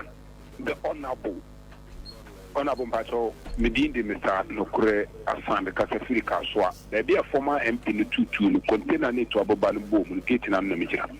Tiono Owe. The Pacho Yeshan cry, who will be the birthday cry, so could Dino Salga. What you in Wakaswa, name TIA to see us walk MPP woman organizer. Oh, and yet, Segano, say Afghanistan, say Russia, say India. Anyway, my time come to the anchor. You, honorable, the Darcy. Mamma will be sanity. I'm sure you're one of the Aja may change. Because you pass you be fast because in Nipano Kurapa, a sheer woman quack. A far one can voice. I go to 2 woman and cry one of the Ajabaqua may change. Say, Mamino, on the channel. 2 ambulance. I'm quite crabby, yes, a whoosy security. But what is what I said? $200,000 ain't me day and yet down, meaningful down with the then day. Says he can now give some amen. Our country says, come FI. Here, Excellency John the Man Mahama. Tama me our country, you know.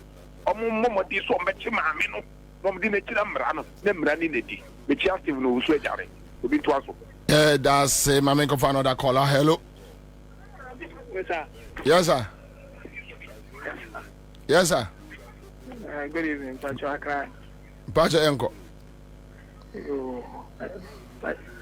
Pacho, good evening. Pacho Majeso. I refer him because you're enough connection. Pacho Enko. Dr. Bobby, maybe I'm the doctor Kaudi. The account. Yeah, the umbrella may be a Magiatum. Yes, Mansama may back on Blano Cassasiano, I can't be. That woman, how comes in? Master, oh, my castle for Akuma, Ebedo, Munsem Pao.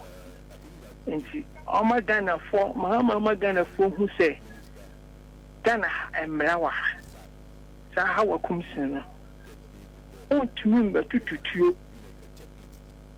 And to go for Akuma Ghana, I am to you, sir. And see, we all know where you do tell myself for born who buy.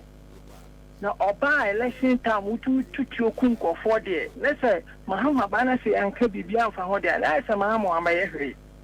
I feel so much say Jubilee House one, Okufado, so your funny bit as well. Woman who say one old Spetano, ACP, Kosibuat, one and another.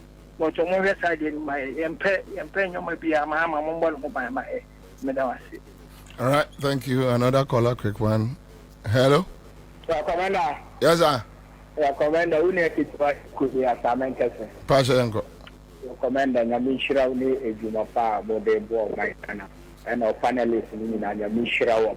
Well, Commander, when your man, of course, or my Ghana, and there, Asama, make a year midday. Say, I brought your cotina, the dear old 2 foot through this go month with me. I will invite you. Me bumping for now, my inviting, no say, Uncle. No uncle, you know, Mr. Someone now can I no cry, no often with the same young Kurensua, nay, I had been enough from Brapas because Yantina only with the BIA Nasha High.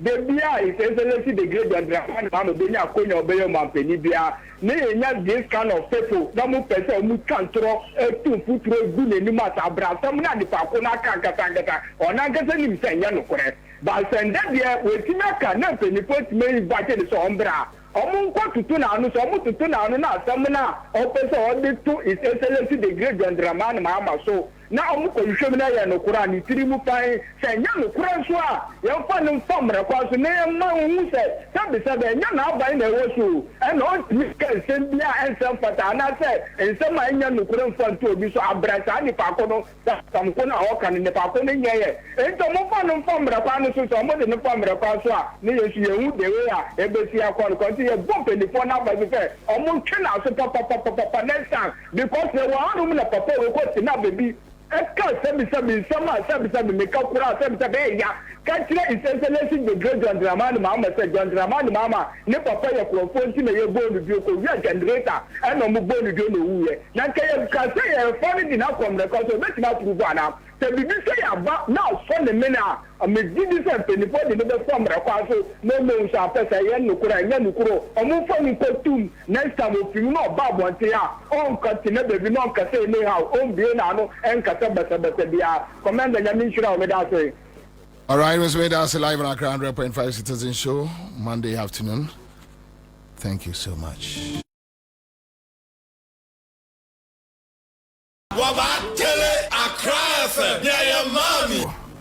Nakin Mache. Yenu abrapeni. 7 steps to say. Onyankopɔn dom nyame eguswara enhirae. Ehoboko. Bibia boko. Ensasene go. Ensasene de eguho bibiri. Onyankopɔn dom. Ensasene eguho bibiri. Nti obia nsabeden ebeka ne de. Wonderful. Okay. And vast day na mi kai senka wo be na nka asase 50%. Nti asase a eye me fa say 1 cedi dey say 50 pesos. Answers na de da hen. Ewo Ghana. Oh. Ewo Ghana anu bibiri. O say yen Mati su say hum. Ya ti su say hum. Mati su say boom. Boom boom boom boom boom boom. Me ye free hum say shim. Hey, Mati answers na motor su 50%. Yes, ya ti su. Adam pese muti dwa boka na. On say that be as part of ye penny vision. Sometimes on say nipa nyankopon hira wo a esese omunso omo form no umma omunso no enya impact na omunso no etimi influence omabrabo. I quite remember say about a week ago me ohodom no be frame me from London and no that ma say King me da say me tie wu ewo radio so ena me tu ana monkoto asase wo 7 steps na wo se me ni Ghana de na mum no asase na meto e no ene no ne besi a me maame ene me nua ba etimu ti ya me nhyiraw enti we de ya kan say wie me nhyia Ghana fo je so me nhyia Ghana fo ewie no me de nhyia kese nso no efri CEO Dr. Daniel Fusuo no mu edema obibiara na edenchia kese ama obibiara wie no na me ka che say enkrahanum de asasesem no aye bibia ho something which is there and anya enkrahan ko a say one hwe ni yi a obi di asokrakra no beda no achenchina obi di 6 ebeda no 9 ni nyina ne say minimum bia wato asase bese 5 times asase na wato ni nyina no manso abaso a ebepem ne oni asase bia ni nyina ne se pepa no wo se ko baby bidia ma na brabo na mmom no enam sɛdeɛ nsasesɛm ayɛ organa nti no eniamoa no but enne sɛ utie mi a de otwedi amponyankopɔn ase sɛ wetimi ene 7 steps for abompunimpu enam sɛ yɛn nsase a yɛtɔ no nsase na yɛn yɛtɔn no ɛyɛ nsase a problem biara no eni so nti yɛtɔn asase de ma wa opa mensi bo canopiles pe o de betimi di ato no 5 years 10 years onya problem bia ene de edikan de san etoso ne se de nti a yenya nsase no problem eni so na manfo rush yen nsase ene se ye ankasa no ejuma na ye no yewo board no womu ene ye ba no ensase wo dwumadi a wo tena so edi wo dwuma enti obi biara odi asase beba 7 steps so beto asase wo ya so ye onum no yedi kan no ye due diligence ye gi nkrata no ya hwe se asase na so ton dia maye no han di mu na wo ebusua ben di mu na wo afei han ne wan na ye ebusua no mpenifo mo da no a wo mu kabie wo mu ye hwe ni nyina wi a na afei ye background checks our lands commission because board nankasa no yo mu ye ebi mu ye ejuma our lands commission yo omu a bomu eye surveyors mpenifo sanso ene ye lawyers ene chese omu a bomu nsu no eye judge retired ewo ye board no so a bomu ahwesane meni nyina nti ehwe the legal implications ni bibie wie ni ehun se asase no problem bie ni so ansa na yen 7 steps ye beto asase no ansa na ya ton de amagana fo ti de dikan na yen ti esika nkonko to litigation land na emma me ye kam fa ma yen ni asan ba beton de ama na onsu na ba be ka dabi will not do that eno na ma 7 steps ye danso eno nti no yen ye di 7 steps no eye SEVEN no amanfo bi nso akofa yen din aye na 7 na but omu yusu SEVEN no nti no original 7 steps no yen ye de na 7 ye spell SEVEN 7 steps building and construction afei tie me biem ensase no aye wo no ye onsase be brega na ha ye wo bi ewo kaswa akraman ofanko papase Millennium City akoti denchira domiabra ye wo bi ewo hono afei amasaman ashalaja domifa se kofi kwe medie ye wo bi ewo afei oyarefa botiano dodowa enclips nyina no ye won sase ne bi ewo hodom afei tema afienya dowenya munyina ye won sase ne bi wo ho Kumasi Asante Bekwae Mampontin Dominase Pechi number 1 Pechi number 2 Egiso ye won sase ne bi wo ho Akim Oda 7 show community 6 sawmill homu nyina so ye won sasere biye de pen ewo na yen sasere nso no bebre na nso da yie insu electricity akwan no nso edede mu kama there are places a obetimi atena on ma ye ejuma wa kra no ma unya problem intimi srew tuana mo ne bra 7 steps na ni yen ebedi nkomo ne yema wa sase wate mesre wada assassin de 60,000 no ye de about 30,000 de 40,000 ye de about 20,000 into 50% discount and ye de Ghana for ne pese yura mama na mamu no nso no niam atimi koyi na obie ni ensu etimi de ben egie 7 steps ye office no ye wo off Kaswa Road no so where sales more no ye ben where sales more no ubedru ye wan san wedru where sales more no your mile 11 hodoma me pacho na mesaidi edi dwuma no freyem penny sese ya na ne nkasa because ochina ye ko site inti obi on mo peso ko hwa asase na nsan wa eden wato ni nyina na akonya no ho ye any problem. We are not interested in your money, but we are interested in making you happy. Ye person we DJ, ye person wonsuno de binodo nse su bukase kenye 7 steps are en kamilifie, kamisifie, kamenye landlord, menye fira. Me pacho na mesa di djuma no. Fred Dr. Siseya e was 020 211 6211 020 211 6211 020 211 6211 020 211 6211 and also say Fred 0243 65 35 20 0243 65